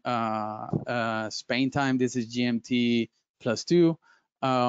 It's Spain time. So and you can just come and hang out. And I'm yeah, I'm using Gatsby and Amplify to connect my Stripe. This is an e-commerce, so I'm connecting Stripe via Amplify and other services. So we can see it here. Let's just go to actually the simple stuff that is contact information. So can you see my screen? Yes. Okay. Awesome. So, whoop, no, don't go there. Don't go there. So the first, like the simplest way, this is a Gatsby project. I'm not gonna dig into how it's set up, but this is a normal contact form component that when you click submit, when you actually click submit in the form, you see that I have commented here how I was doing it before. I was just calling this api.formic.com service that is actually just a form submission service that is free, that you can go and check that out. And then I change it to this API GraphQL operation, and I'm submitting a contact, and I'm sending all the data from this form to GraphQL. And then let me just show you the schema.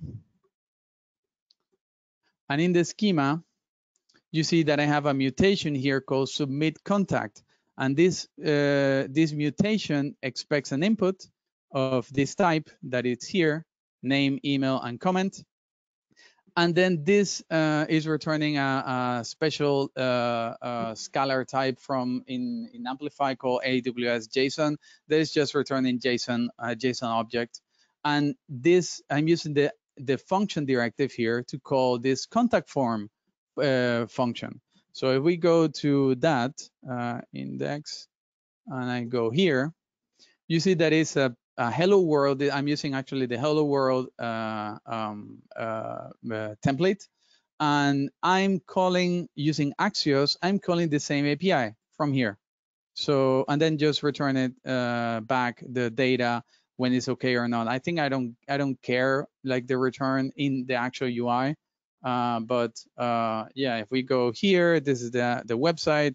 It's in Spanish. I'm sorry. So if we go and say hello, hh.com, and then hello Amplify Days, and then I go here. I'm getting the completed message, and then if I go here and I re-render,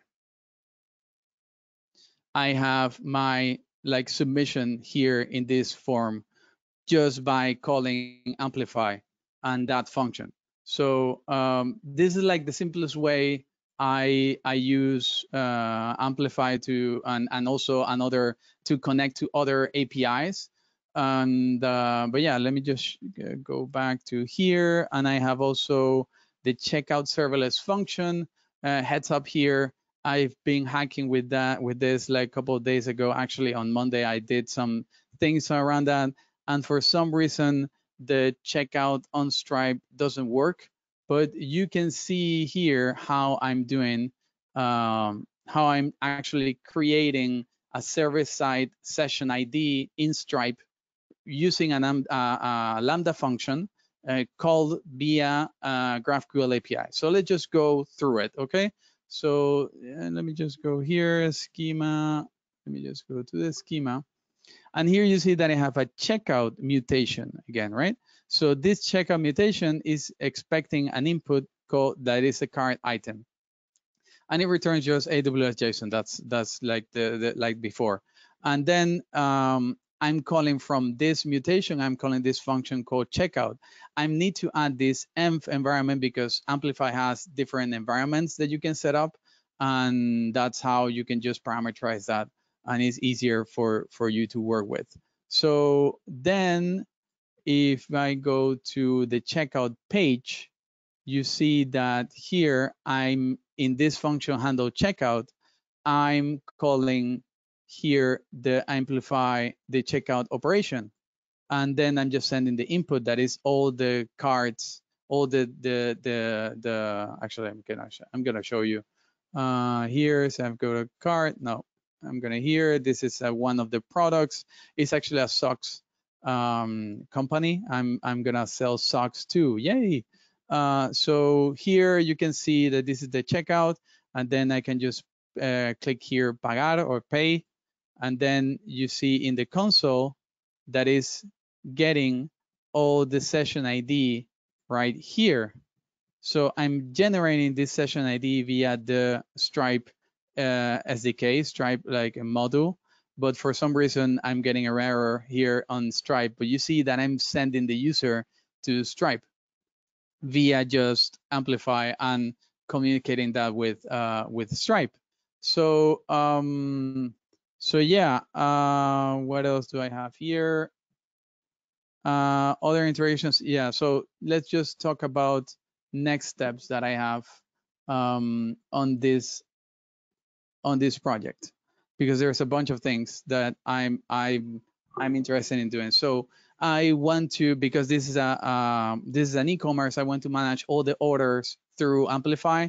So that means that I need to communicate with the Stripe API via AppSync, and that I'm also want to do some automation in this order completion, because I'm building this project with another friend, and we have our full-time job, so we don't have time to just paying attention to all the orders and everything. So I want to set a function that is being called whenever the user gets back from Stripe that they pay, that sends us a confirmation, send the user a confirmation email, sends also an email to the stock manager. In this case, will be me or my friend, and also automate the delivery, because there's other there to do the shipping.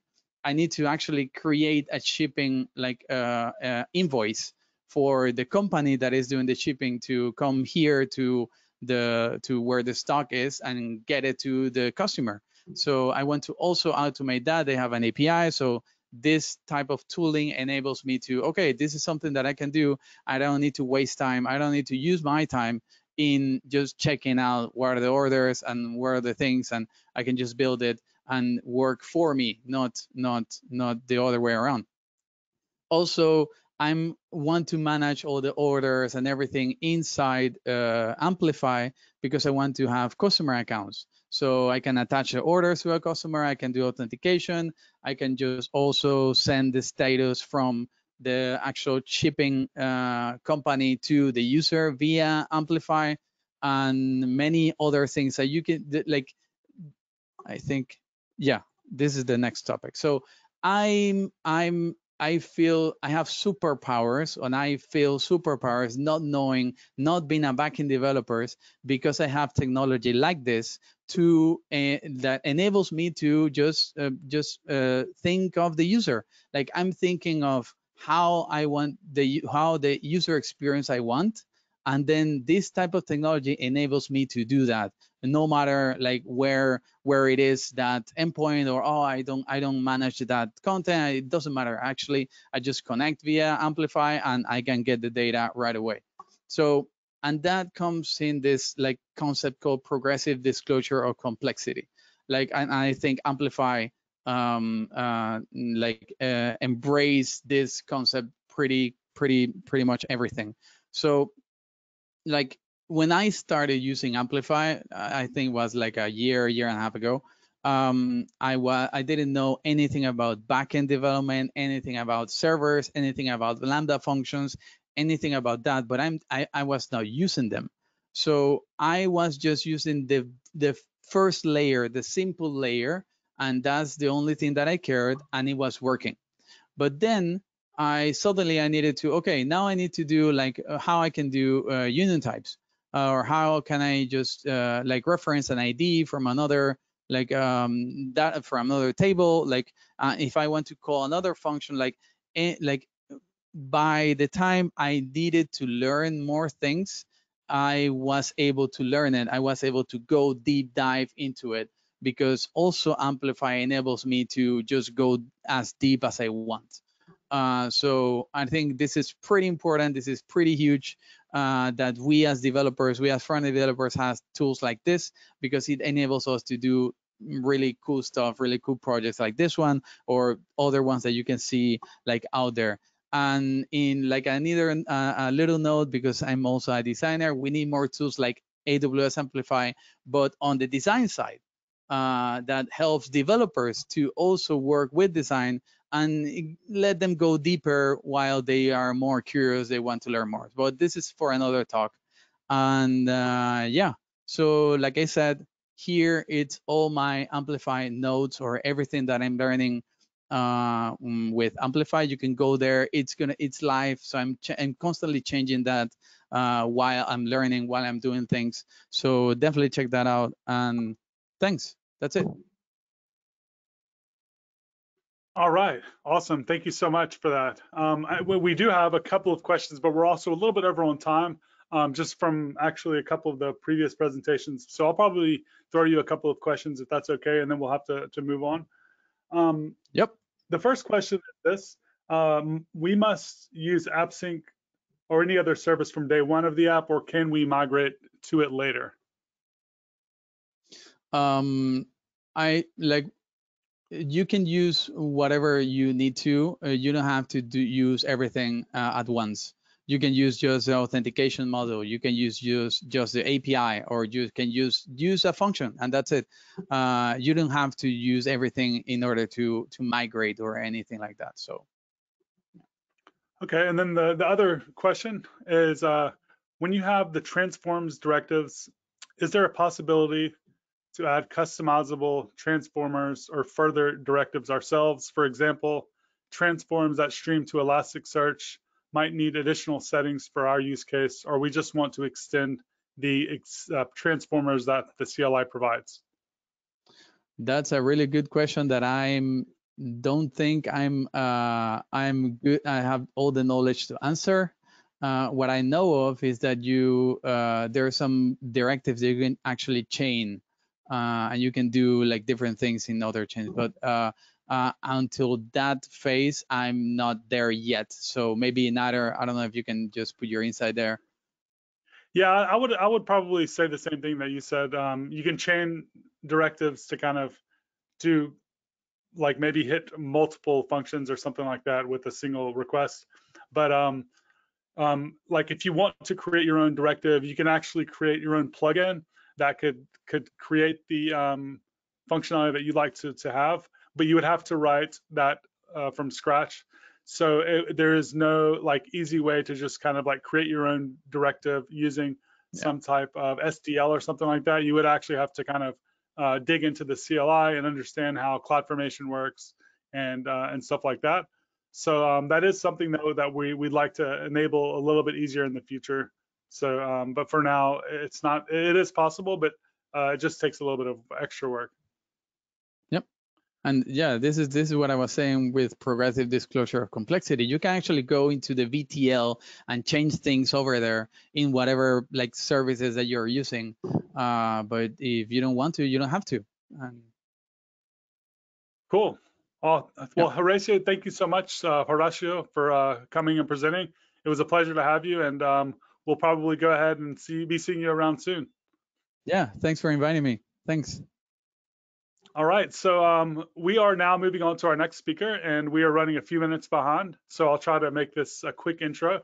So our next speaker is Ramon, and Ramon is going to be speaking about how to amplify your app with Data Store. He's been working with Data Store for quite some time. He was one of the first adopters. He's very active on Twitter, talking about different stuff and technology in general. A lot of cool stuff around amplifying Data Store he's been sharing.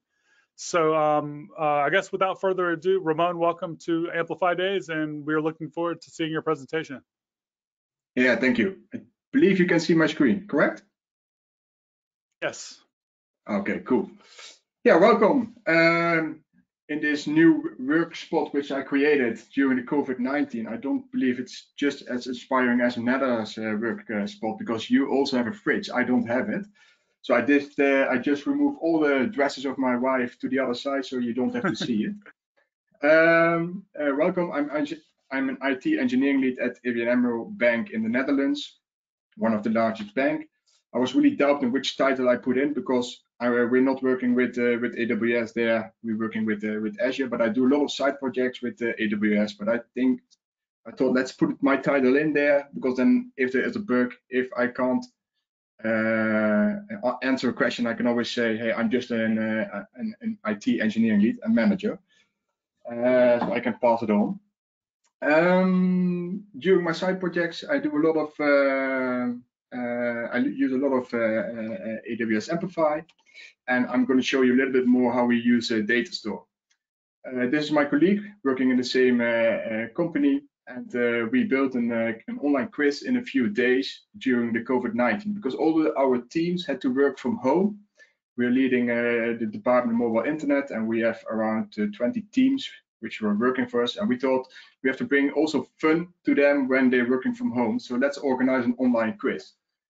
And it is very easy to use Kahoot, for example, as an online quiz, which is already up and running, but we thought let's make a quiz ourselves in a few days. And a few years back, I was visiting Vietnam, and there you have easy riders. These are motorcycles where you can jump on, and they show you the nice spots over there. And they have one sentence is never try, never learn, and never get. And that is really what I like. So you have to try it, and then you know how things working, and then you get what you want. So this online quiz, I show you a little bit what it is. So on the left side, you see the admin area. There you can add questions if you created a quiz. Yeah. Let's see. So on the right side, you see two clients. I will also show you later in a real demo, but then at least you have a good understanding where you can log in with your game code. As soon as you log in with that game code, you will see that in the admin area, directly which subscribers are to the game. We wait a few seconds and we will see it. So in milliseconds, it's synced from the client to the admin and from the admin back to the client. So if you start a game, you see directly the question in the screen and everybody can answer, and those scores are also synced back to all the clients and to the admins. So this is a little bit how quiz.guru works. Yeah, I had this idea when I was watching a Netflix series. I watched that my colleague, and I said, hey, maybe we need to build that quiz that we want to organize ourselves. So in the first week, we came up with the idea, and the next day we were starting with the schema. That's always your starting point. And as soon as you have defined that one, you can deploy it to Azure via Amplify, and then your whole infrastructure is provisioned by Amplify. Then second week, we designed and built the admin area and the game area. And then the second week, we test and tweak the design and the code a little bit more. And then we already launched MVP 1. And I invited a few friends, so they were all at home behind their laptop with a beer in their hand and watching completing the quiz. So it was also a little bit excited because maybe it was running or not running, but it's always good to do first MVP, and we did it in 3 weeks' time. And then the last week, week 4, we open sourced quiz.guru on GitHub, so everybody can see the code, get it locally, deploy it on your own domain. We also have a domain running, quiz.guru, so you can play this game for free with all your friends, family, or colleagues. So how did we do it? Yeah, we used fancy technologies. If you look at AWS Amplify, I'm using that for a long time already in my side projects. I think I first used Mobile Hub, but that later moved away, and AWS Amplify came in place. And AWS Amplify is a real glue between the front-end frameworks and native AWS services. The team, I really like what the team is doing because they are getting up to speed with all the new services which come available native from the platform, and they make it available in AWS Amplify for us so that we can easily use it. And if you look from a front-end perspective, you can use it from a React app, from a React native app, so via Expo, for example, or iOS and Android lately. So it's really amazing how they speed up the new technology and really drive innovation for us as a user. Then during the last re:Invent, data store has been introduced. It's a service which provides offline capabilities to your applications, but also a lot of syncing, which is very easily to set up. And for us, it's really fast and to scale to many and interact seamless. So that is the reason that we use data store in this quiz. It's not so that with this quiz you get offline for many minutes, because then your quiz is out of the you're running out of the time for the quiz. But there's more what we saw during the first MVP that we did, that someone was losing their Wi-Fi connection, but while they were entering their question or their answer, then still later on when the Wi-Fi was up and running, the data was synced back to all the other clients. So that's really amazing from Amplify Data Store. You never lose any data. So how does it work? We have an admin area and we have a game area. So from the admin area, we trigger data store by updating a field started with the Boolean true, and we set the timer per question. That data store, which is running on the local machine of the admin who's opening the website, will sync with AppSync. Then then the records will be added to DynamoDB, and then it goes to the data store. It will be synced to the data store of the users, and based on the change, we show the question, and that question will be answered with a good result or a wrong result. And that will be synced back. Oh, sorry, wrong button. That will be synced back to the admin and all the other clients.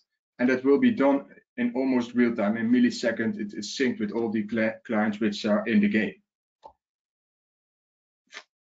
If you look at the architecture, you really need to keep it simple. And that is with AWS Amplify, you are able to do so. So if you look at AWS Amplify, we have used it for our hosting.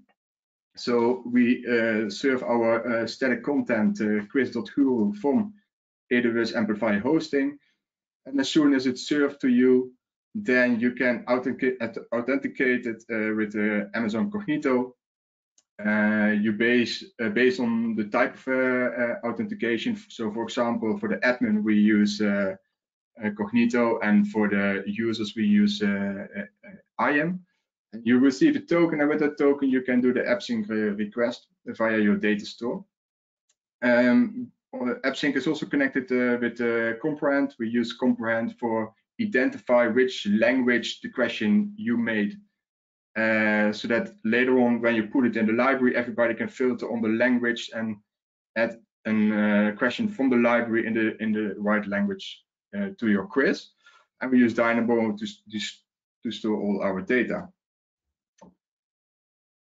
If you look at Amplify, it is if you have Amplify up and running, you can very easily add services by saying Amplify, by typing Amplify, add, and then the service that you need. So for example, if you need API, you type Amplify add API. Then you get a few questions that Horatio was showing. And then you go to those, and then everything has been set up. You do Amplify push, and everything will be provisioned for you into the cloud. So if you look at the service that we have used in this project is API. We use GraphQL. We have used Auth. We have used the hosting part, predictions, function. It's more for a small function that we use to maintain the database. And we have yesterday I published a new version of Quiz.Guru, add storage that everybody can upload his own images into an S3 bucket instead of making links to pictures somewhere on the web. If you look, when you want to start with an application, an ID that you have, you always start with your schema as your starting point. It's very easy to set it up. You really need to start thinking about, okay, what is my ID and how can I translate that into a schema, into a model? And that is something that you take as a starting point. So for example, here we have a quiz model. We add some auth rules to that. It is publicly available. And you define the fields which you need for your ID. Then, for example, we have a few other models running. So the questions, there we store all the questions that you add to your quiz. The question DB is the public library which you can use for all your questions if you don't want to make the questions yourself. Subscribers are those where the game people are logging and the data is stored, responses that they give, and the languages of the questions. So your schema is your starting point if you build applications. And then adding data store to your code is not so difficult, especially when you are used to using AppSync. Then the structure is very similar. But so the data store with a few lines of code, you have added it to your code. And this is the structure. So you can say data store. You want to query the quiz model, for example. Then you can say you can filter that.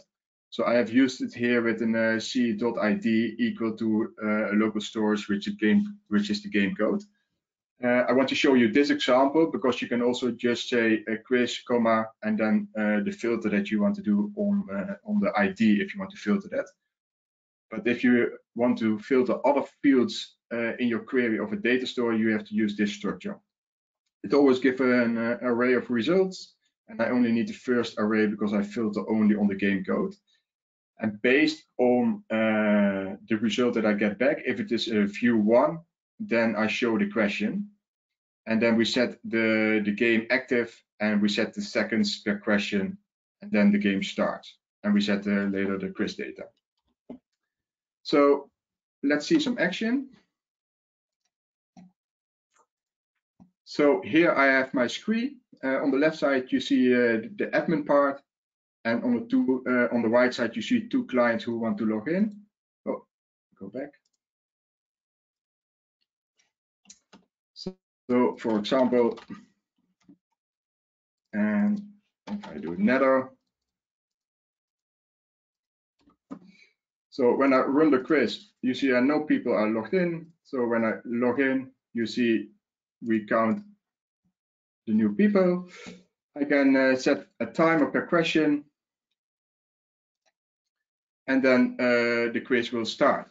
So this is syncing, like I mentioned, first to the data store, then to AppSync, update DynamoDB, and then sync to the data stores of the client. Based on that, we show the question, and that happens in milliseconds.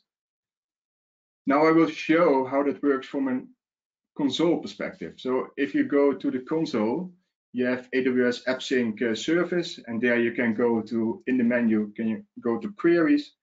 There you can query upon AppSync, and that is actually doing the same like I'm doing from the AppSync console, but now it's based on the code that we have. So if you look at the list quiz, and that's the quiz that we have here on the screen, then this is the data that is in it. So it has an ID, it is not started now, it is on view 0. It is a version, that is a versioning control that the data store is using, so that the sync is always in line with the offline or with the client side. Then we use the current question, and we use all the questions, the order of the questions. Here you can see the number.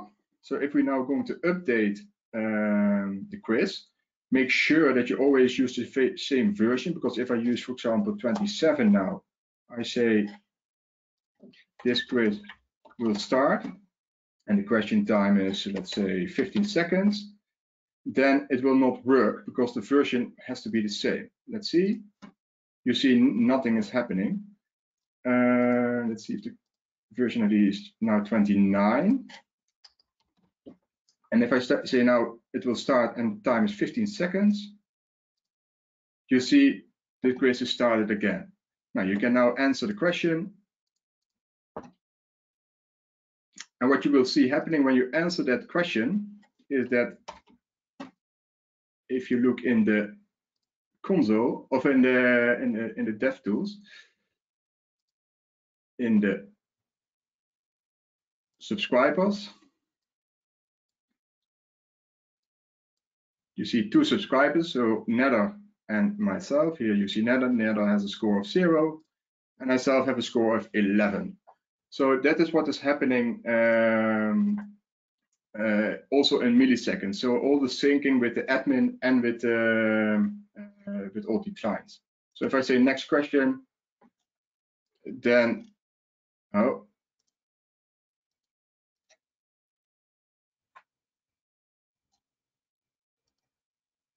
let's stop it.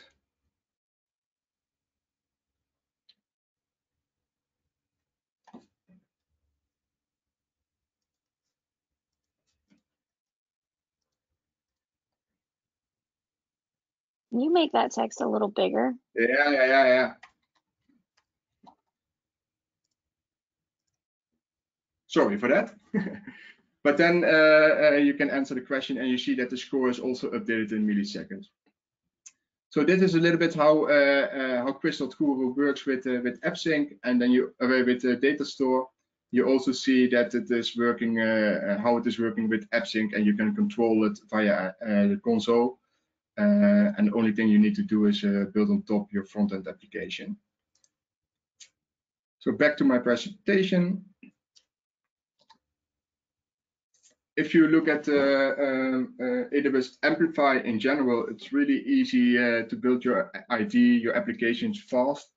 Like I mentioned, the team is working hard in adding each time new features, which you can use very easily by Amplify add and then the service name. With data store, it's very easily to scale to many and interact with them. Nether also lately shown a voting app where you can see that it's really scaling to many people, and it is really handling that scalability in a good manner. Then, yeah, like I mentioned before, it's very easy to connect every front-end application to AWS Amplify, and AWS Amplify is running, setting up your whole backend infrastructure which you need. The team is really very helpful. It's very active on GitHub and lately on Discord, where you can ask questions and they will look into and help you in that sense. With data store, we still have some issues. For example, it's not supporting multi-tenant out of the box. But also the team is working very hard on that, and that is something that we need for this Quiz.Guru, because otherwise each time every quizzes and questions will be synced locally, which is not needed. Then, now, if you have more questions, you can always reach out to me via Twitter. That can be in general to start with AWS Amplify or with Chris.guru. I have a few blogs written about AWS Amplify, also, for example, with how you can use it with Stripe. Yeah, you can read it in dev.to. We open sourced Chris.guru. He has the link where you can download the code and also contribute if you want. And I'm also writing an ebook now so that everybody is able to build apps, because I believe with AWS Amplify and other technologies from the front end, you are able to do so.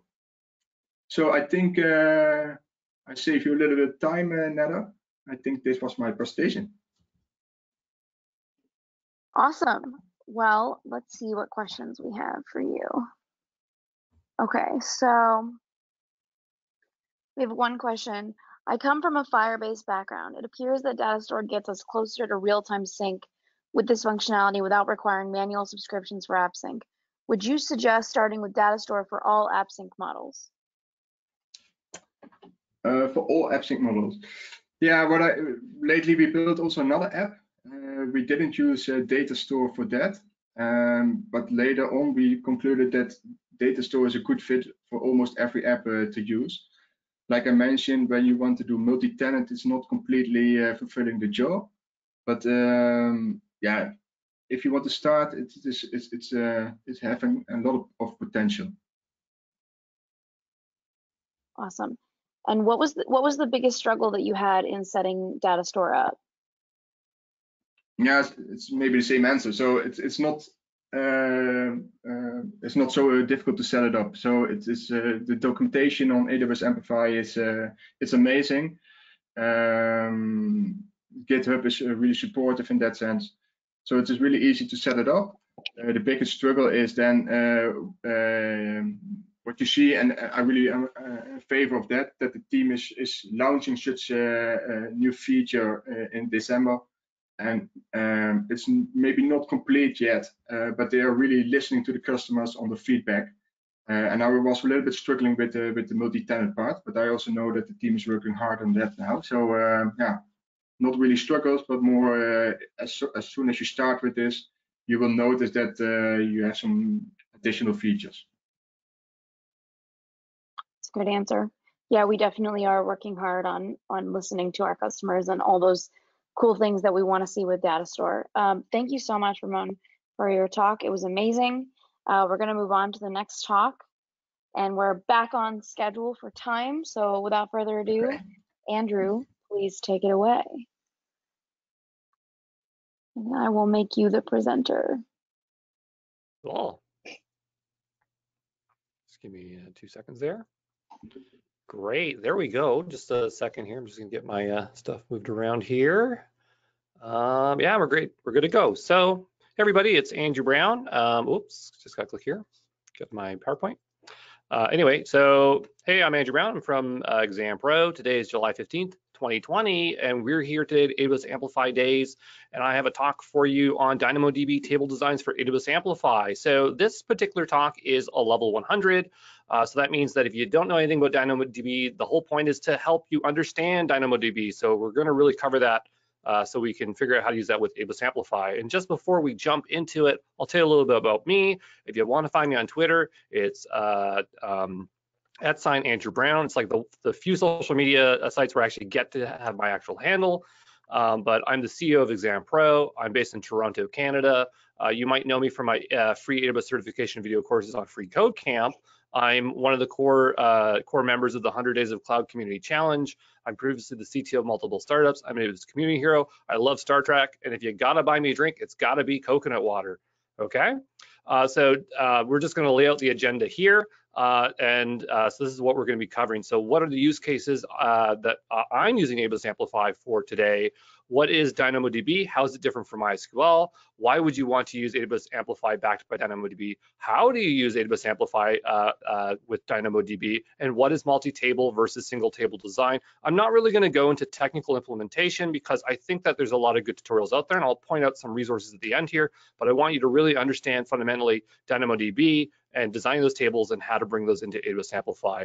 So let's talk about a couple use cases where I'm using AWS Amplify. It's for 2 different projects. The first is with Exam Pro. I call this a brownfield project, an existing project, and this is a learning platform designed to help you pass AWS certification with thousands of active users.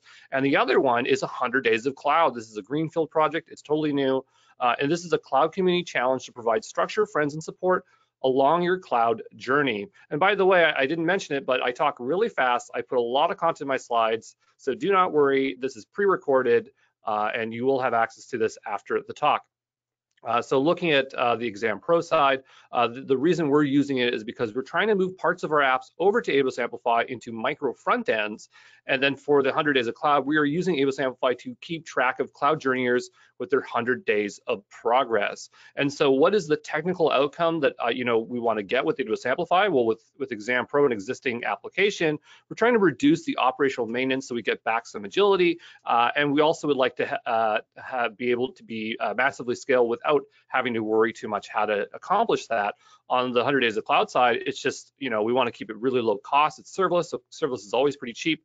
I would say that AWS Amplify is highly opinionated framework, which is good because if you're bringing in a lot of community contributors, there's going to be a very clear standard on how to do things. And that's going to lead for rapid development, which is great. And just before we jump way into DynamoDB, let's make sure we have a good comparison between SQL and NoSQL. All right, so on the left-hand side, we'll do Postgres. You probably put that in RDS. On the right-hand side, we'll have our DynamoDB, and we're going to break it down into 4 categories: queries, design, schemas, and why we might use these databases per use case. So looking at queries, and queries is when you're going to grab data from your database, okay? This is what we generally do.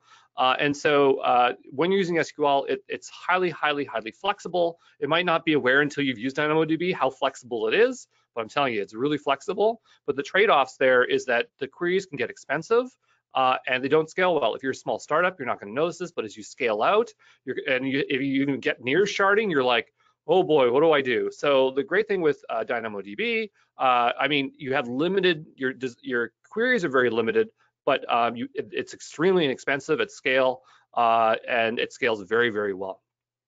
For your design, so whenever you sit down and you build out your web application, do you ever think about your schemas, how you're going to design them? And so, in the old world, we just kind of like make the stuff and we don't think about it. So you don't think about your access patterns. You don't think about performance until it's a problem. DynamoDB, you gotta be a planner. You gotta be proactive. You gotta do some required planning for your data access patterns. You gotta require thinking about performance. When we talk about our schemas, SQL has a lot of flexibility there. Generally, you're working with normalized tables. That's where like each table is its own entity. On DynamoDB, it's tailored specific to the business use case, and you generally want to use denormalized tables, but you can use normalized tables there as well.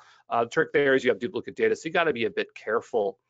So for the recommended use cases, and this is my personal opinion, and there's we can talk about this at the end here, but I would say SQL still is a really good fit if you're still building monoliths. You're building monoliths, you're going to be using SQL. If you have yet to narrow down your long-term feature set, so you think you're going to be adding more features, having a schema that's changing all the time might not be a good idea. If you have an unstable business model, you might change your business model. You might not want to use a NoSQL database. And scaling isolation is not a priority. On the DynamoDB side, building micro front ends and microservices works really great with that. Narrow down your long-term features. You know what you want, and you don't expect any changes to your business model, and you're expecting to your scaling isolation is a priority. So let's just talk now. Why would we want to use DynamoDB? Because it probably wasn't clear in that last one, that comparison. But DynamoDB is it is low maintenance at scale. So what do I mean by that? It's serverless, so we don't have to worry about moving parts. We don't have to worry about setting up shards. We don't have to worry about running out of storage space. We don't have to worry about upgrading the instance type, choosing the CPU and the memory. So you can see there's a lot of benefits there. It's cost effective at scale, and I'm not going to get into it because that's going to be a whole other talk. I do some pricing in this talk here, but it's very cost effective, and it's highly performant at scale. And to explain that, it guarantees you data will be delivered in 1 second or less, or your money back. And I put that in there so I can make that pizza joke, like when they deliver pizza. But I think the worst case of DynamoDB is you always get something back in a second, no matter the scale. And Kirk, check this out. He's like the senior technical or evangelist for DynamoDB. So if that's wrong, it's on him because he checked over my slides. But generally, DynamoDB, the product page says it will return queries in single-digit milliseconds. Think single digit, like 7 milliseconds. It's insanely fast. So you can see why there's a huge upside to DynamoDB. So what does a DynamoDB table look like? Well, it might not surprise you, but it looks a lot kind of like, if you lay out like this, it looks kind of like a relational database, right? We still have tables, but now rows are called items and columns are called attributes. And then I don't know if we ever call it individual cells, but I guess they're called cells. So it looks like a relational table, but what's different here? Well, there's a couple big exceptions. The first one is that you don't get joins. You don't get joins. And the other one is you only get primitive data types. So I really want to emphasize on the first one because that is the hardest part for people moving over to DynamoDB. It's like, where's my joins? What do I do? So let's set up a scenario of how we would normally do this in SQL. So in SQL, let's say we're building a discussion forum, and so we need to display a post. So we have some post information there, and so we would need some kind of data. So the data that's on that little post is probably all that information there. So we need to go get it from our database. So what do? We write an SQL query, right? And here's an SQL query. We have 4 joins. We're getting from posts, topics, forums, and users. And in Exam Pro, we have like hundreds of these queries, hundreds of raw queries like this. So if we don't get joins, well, how do we do it in DynamoDB? And what you'd have to do is you'd literally have to write API calls and then assemble the data. So imagine you're using Lambdas for each of those calls. So we're going to go fetch our post, then we're going to go fetch our topic, then we're going to go fetch our form, then we're going to go fetch our user, and then we're going to assemble that data, and then we're going to get that final result. And you might be sweating and thinking like, okay, that's scary. And it can be a bit. I mean, I don't think it's that bad. I want to show you what the code would look like if you had to write these by hand. And so if you'd use the DynamoDB SDK for that, but like this is what it would look like, right? It's the same thing here. I'm just showing you the code. So it's not too bad, but again, remember, I have 100 queries, raw queries that I'd have to translate over to this. That's not great, right? So it depends on the scope of your app, but is there a way we can kind of get back? Is there some kind of way that we can kind of get back our query language? And it was covered, I think, in a previous talk, definitely. And what we could do is we could use AWS AppSync, right? AWS AppSync, I described as a generic query adapter. It will do a lot of the heavy lifting for you, so you don't have to write all those DynamoDB SDK queries, right? You get this language thing, and so AppSync is going to send out a query, and then it's going to go to all those databases or tables. Some people like to think of DynamoDB tables as individual databases, but so anyway, it will go out, it will call out all those tables, and then it will assemble it for you, so you don't have to write all that code, right? And so I was mentioned in a previous talk, but what we're looking at there, that query on the left-hand side, that's just GraphQL. If you haven't had a chance to use GraphQL, it's an open source query language that is used as a generic adapter to fetch data from multiple data sources. So you could use it for DynamoDB, but you can also use it for Postgres, right? So it's like, let's say you need a transition between the two and you want to use both databases, you totally can. And just to clarify AppSync versus GraphQL, AppSync is just a fully managed version of GraphQL with direct integration to AWS services such as DynamoDB, and that's how we're going to use DynamoDB within Amplify, is through AppSync. Okay. So is that all we have to do? We just have to move our tables like one-to-one our tables over to from Postgres to DynamoDB. That'd be okay if you had a small amount of tables. So like with 100 as a cloud, it's a new project and the functionality is very limited. We might have like 4 or 5 tables, something really small. But for Exam Pro, there's a lot of tables there. So we want to take full advantage of the costs and the savings and the performance of DynamoDB. So how could we do that? So Exam Pro has 45 tables and it runs on a T2DB micro. So cost is not a huge concern, like performance is not a huge concern, but the cost is $15, right? I have thousands of users, it's $15. But let's say I didn't know what I was doing. I just wanted DynamoDB and I said, okay, I'm going to start spinning up some tables, right? By default, DynamoDB is set to 5 RCUs and 5 WCUs. That's the provision capacity. That's how much capacity you want per second. And if you leave them 555, it's $2.91 per month, right? So what if I have 45 tables? It's $130. That's crazy, right? And then you got those CloudWatch alarms. But let's be fair because we wouldn't go in and just set it as the default tables, right? If you have 45 tables, I could bump those down. I just bump them down to one RCUs and one WCUs. Now we're down to $35. That's very reasonable. You got to decide if that trade-off is worth it for you. But I'm just trying to tell you that if you go in and you just put them in there, you might see a much larger cost than you're expecting. But even still, it's still more than I might want to pay. And there are some other hidden costs, like Postgres has plugins, or it has a bit more utility that you wouldn't necessarily, or startups would do. Very common thing is like it can do like a quick and dirty full text search. It can act as your OLAP database, so you could like make a read replica and let people pull from that. But I'm just trying to say that there are a few hidden costs. I don't get to cover that in there. There is another mode for DynamoDB called On Demand. I think it's really cool. I can't really speak to the cost of it because I haven't been able to Google a real world pricing example, and I'm too afraid to move over my 45 tables to it to find out the cost. But I don't think it would be that bad if you have a new project. I think it'd be great to put on demand and find it out. And if you do, make a blog post so we all know, because we all want to use that on demand, because I bet it's really cost effective. So is that it? We're just, So we talked about cost, we'll talk about performance now, right? And so for DynamoDB, it says it can return single-digit milliseconds. But imagine waiting for your Lambda cold starts, the time it takes to use the API SDK calls, the requests may not be paralyzed. And that's for that scenario. Remember when we saw the slide where I had all those Lambdas, we weren't using AppSync? If you would use it that way with multi-table, you might think like, oh, it's single-digit milliseconds. So you like add up all the times, you'd be like, oh, it'd be 25 milliseconds. But really, it would be, you'd be adding in those cold starts and those other times. And so maybe it'd be like 797 milliseconds or even 3 seconds. And that might not be acceptable for your use case when you're using multi-table design. Again, this is for a more complex scenario. And I just want to point out that I couldn't really find the average runtimes. There used to be a website that compared them all, but I guess it was so hard to track because AWS and all the competitors are constantly getting better and better. There's no sense of the time, but I just asked some of the AWS heroes and they're like, yeah, I think it's between 100 and 300 milliseconds. So that's what I'm showing you here. So, multi-table design, it can be good. And there is some ways to mitigate that. And when you're using AWS Amplify with AppSync, AppSync has a common cache layer, so it can bring down that time for these multiple tables.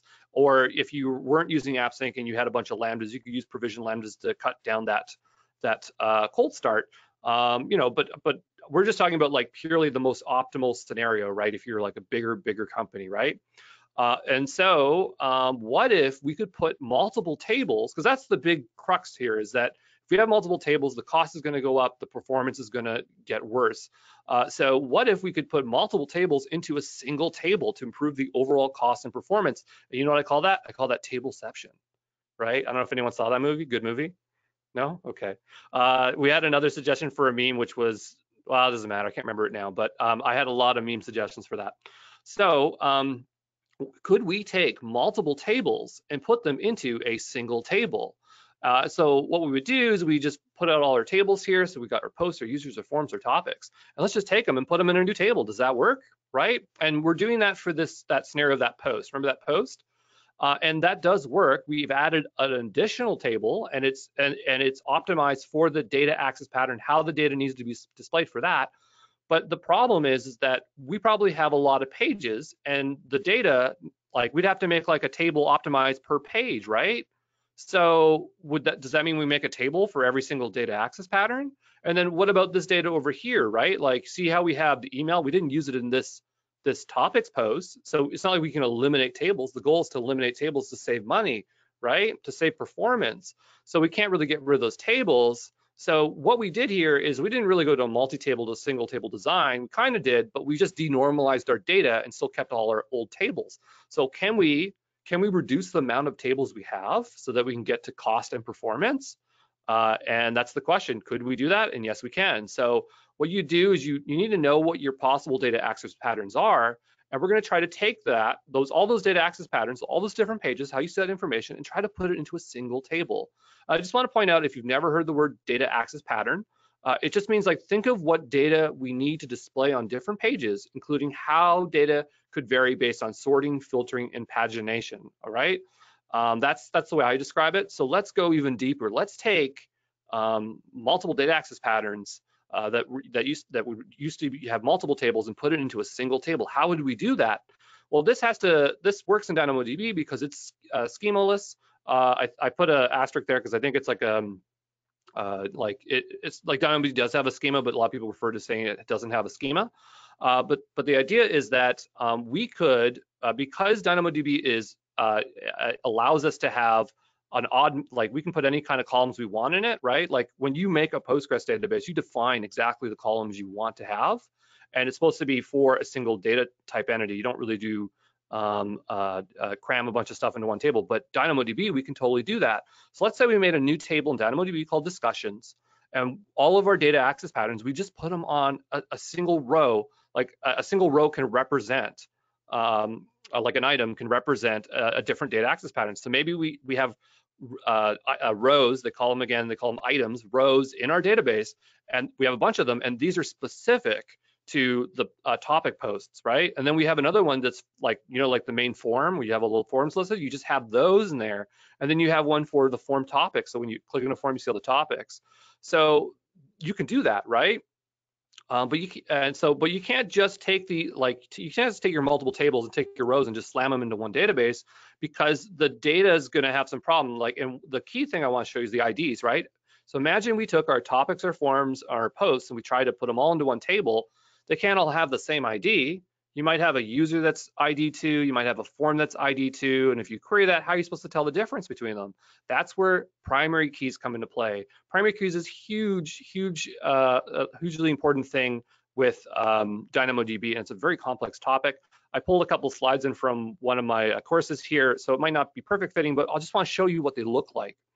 So when you create a table, you define a primary key. The primary key determines where and how your data will be stored in partitions. We're not talking about partitions today, but I just want you to know that the primary key is going to determine how we pull out different data access patterns to like filter out all those rows that are in a single table.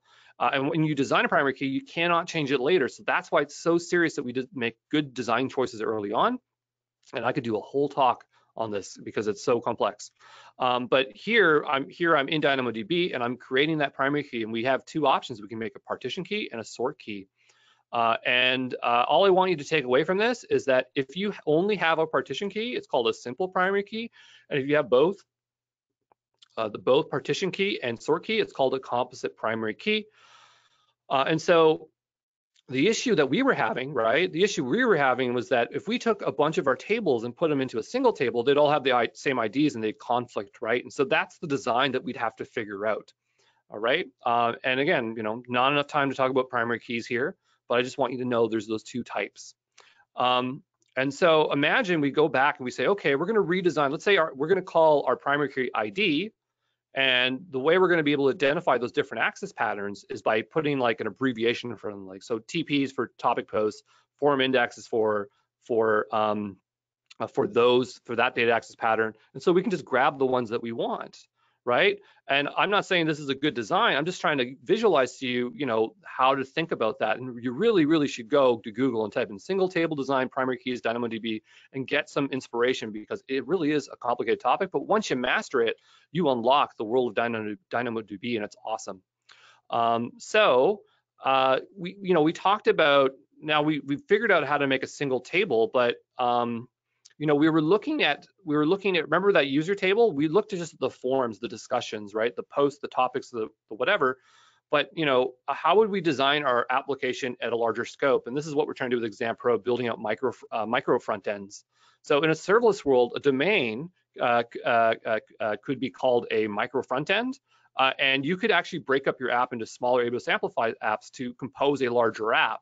So imagine you have a discussion forum. We literally have this in XamPro. We have a discussion forum, and we build out a single table that powers all the data access patterns for all these pages. Now, I'm not saying that you'd only have one table, but I'm just saying, I'm just trying to visualize that you can cram a bunch of pages into a single table for for optimization. And then we would put a circle around this and we'd say, this is the discussion domain, right? Then you'd have like your user pages, like account settings, sign up, user profile, and we'd have a users table, okay? And that could be its own domain. And then these could be Amplify apps, and they all make one big app. And that's what we're trying to do.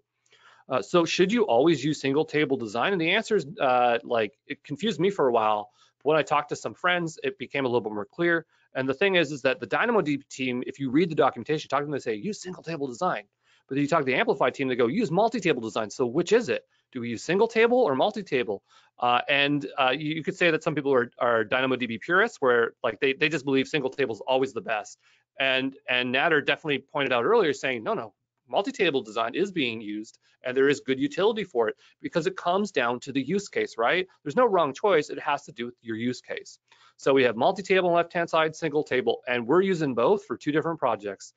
So for 100 Days of Cloud, we use multi-table because it makes sense. And for Exam Pro, we're using single table because it makes sense. So when you have few tables, or you can afford to be less cost effective, I got a spell mistake, that's okay. Multi-tables are fine.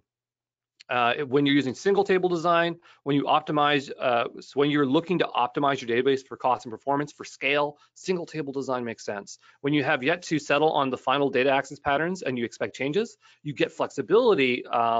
Like I said earlier, that DynamoDB has less flexibility, but when you use multi-table design, you kind of get back that flexibility that you're used to having with Postgres. When you know exactly what feature set and you don't expect many changes in your data access patterns, and you're ready to scale, that makes sense for single table design. When simplicity and developer agility is important, use multi-table. When you can handle greater complexity and less developer agility, use single tables. And by the way, you can use both types in the same app, or you can migrate them later from multi-table to single table.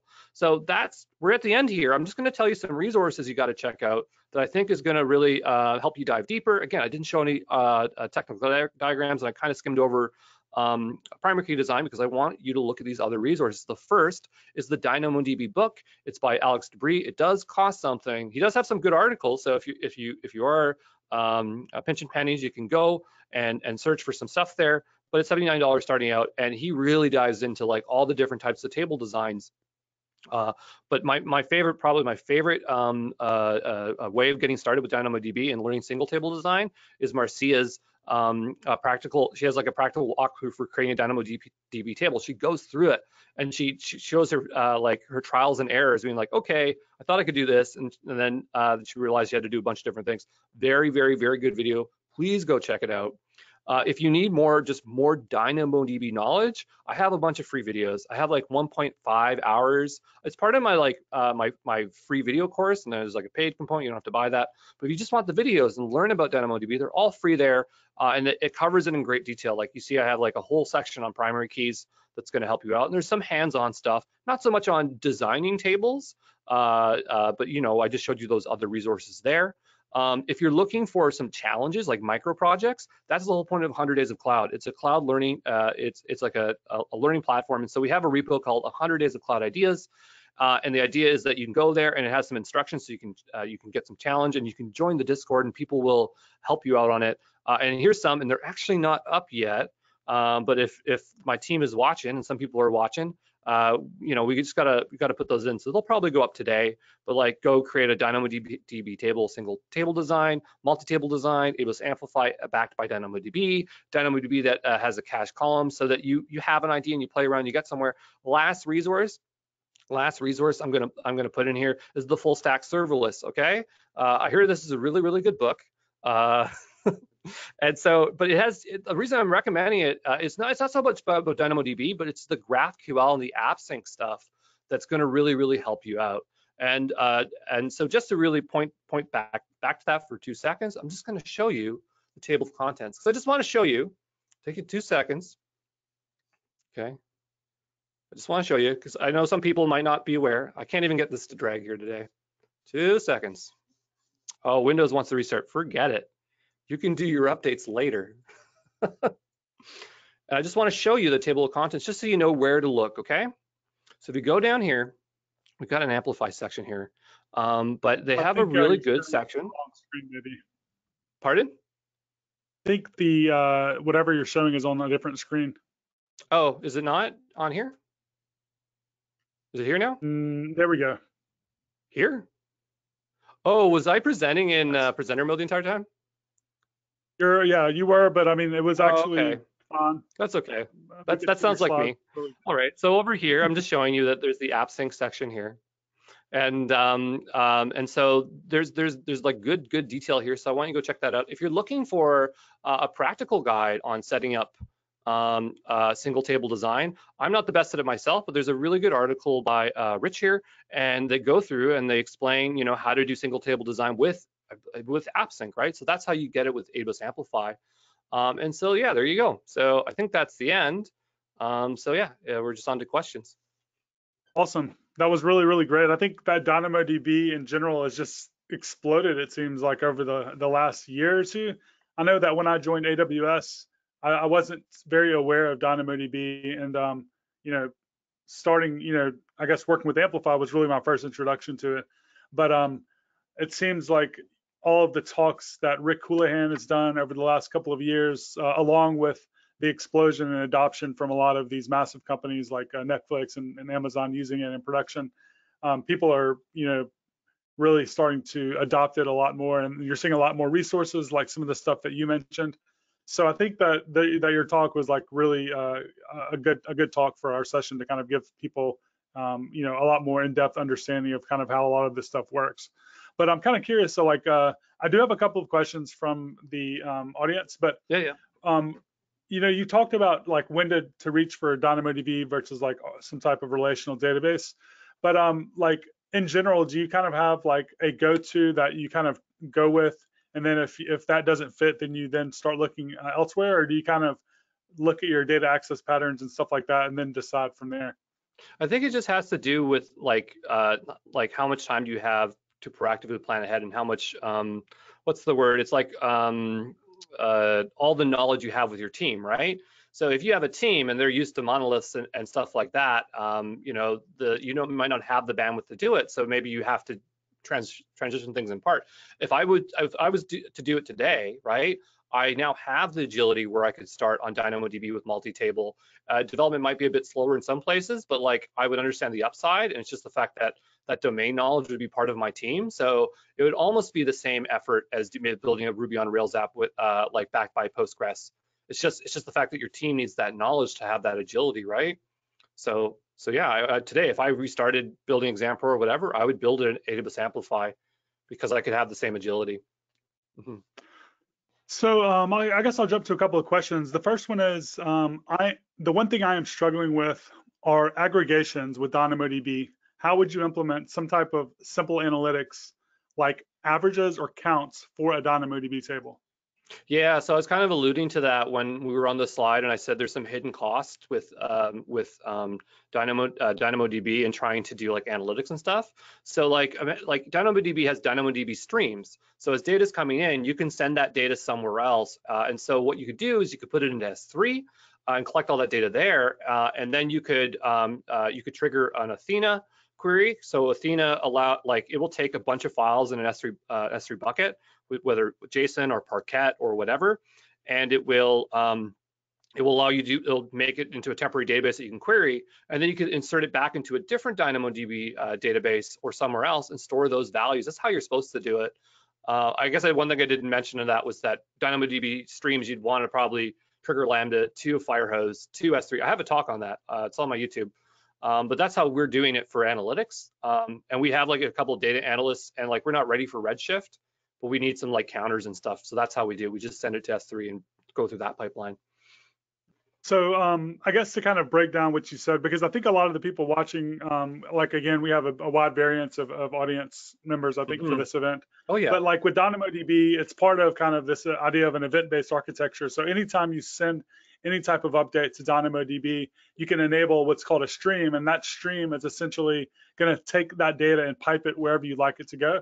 So a lot of times, what he was mentioning, you might pipe that into a Lambda function. So every time someone saves an item, updates or deletes an item, any type of mutation, essentially, that data is going to be sent in that stream into that Lambda function and into the event. And then in the event, you can kind of take a look at that data and do what you'd like with it. And something that I've done with Count is actually set up a stream and actually stored it back in that same table, like going along with that single table idea, where you basically have your table that's acting as your main table or whatever that you're storing in that table, and then using the stream, you have another maybe partition key for count, or just some value there where you can keep that key value pair for the count. And then every time an item comes through, there's a way to do atomic updates for DynamoDB, which means that you're either going to increment or decrement, and it's not going to be deterministic on any types of input other than the increment or decrement value. So it's consistent regardless of how many times you're hitting it. It's actually fairly easy to implement counts, but I think the analytics part, which you mentioned earlier, to me, it seems the more challenging piece of that.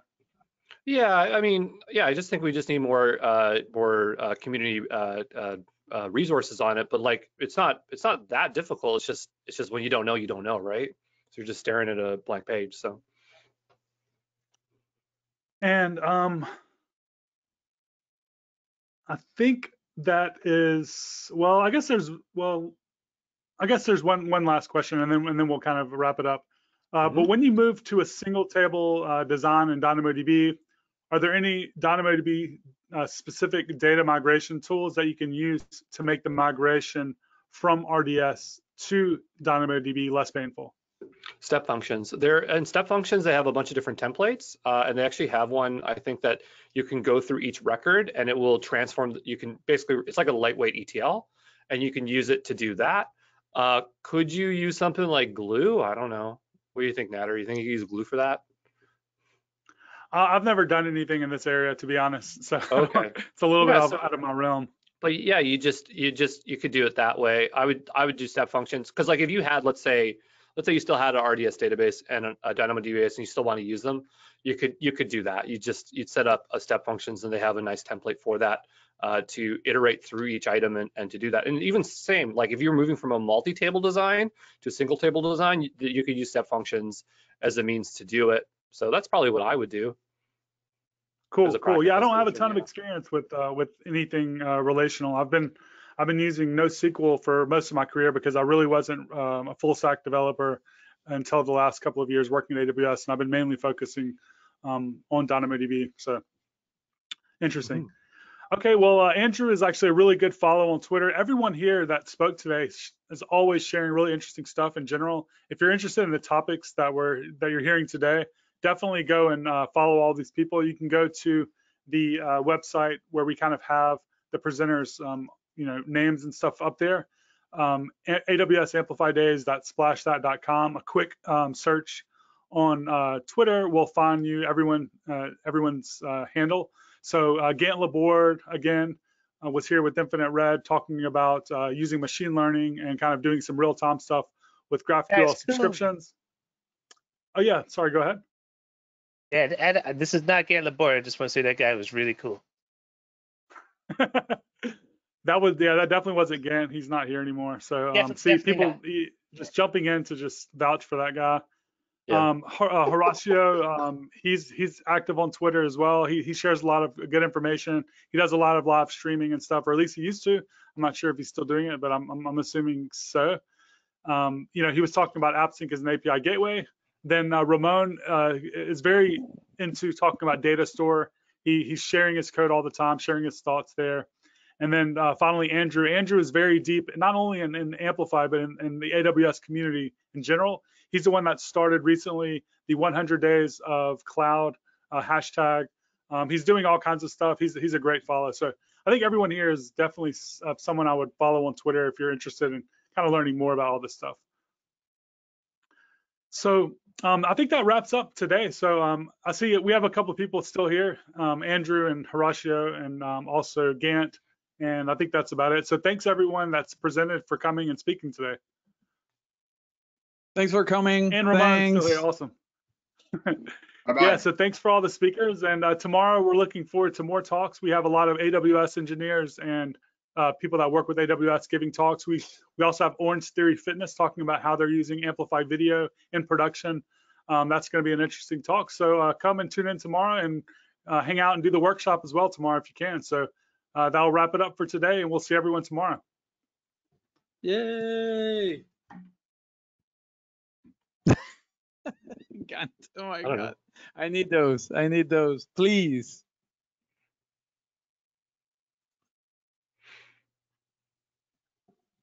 So I guess I'm still the one sharing, eh? Who wants to watch me play Ninja Gaiden? Oh, Ninja Gaiden. Kick it off. Well, I Let's don't do know. it. I actually try to. Well, I don't know. I don't have it hooked up on it, so I could probably play it on emulation. But I actually own like original consoles, and I like every day I practice speed running, but I can't beat the game, so I'm not gonna get on the leaderboard. But it's my favorite game. So Awesome. yeah. Any of you play retro? Still? No? Dr. Mario? I bought one of those like kind of setups, but I went really cheap with it, so it's like I'm not happy with it, and I keep finding myself going back to Rocket League. Sorry. Oh yeah. I have those mini like NES or is like Super Nintendos. Classic? I think they're those called ones. classics, eh? Yeah. What's your favorite game on there? Ninja Gaiden. Oh, is it? Oh, wow. Okay. Yeah, Yeah, I'm probably I gonna play a lot. start. I used to like when I was young. I used to like cry when I didn't like go through like one step or something. I used to be very passionate about it. Yeah. So. Well, so like I'm supposed to always work on my free courses, and I get in trouble if I'm playing Ninja Gaiden. So, but my wife says that every time I finish a certification, I can do like 1 day of live streaming of Ninja Gaiden. Oh, that's awesome. See? I need to tune in. Yeah. So you guys have time to play. So yeah, I got it. You work and then you get to play. That's right. There you go. My playtime is Okay, well, AWS it looks Amplify. like, I'm sorry to interrupt, but we are Okay. now officially wrapping it up. Everyone that's here can stay on and we can continue to chat, but I think the live broadcast is now ending. So one final thank you to all the attendees and everyone that came and watched today. So sorry to interrupt. Oh, no worries. I was about to give everybody my password, so I'm glad that we're still streaming. Oh. There was only one thing I had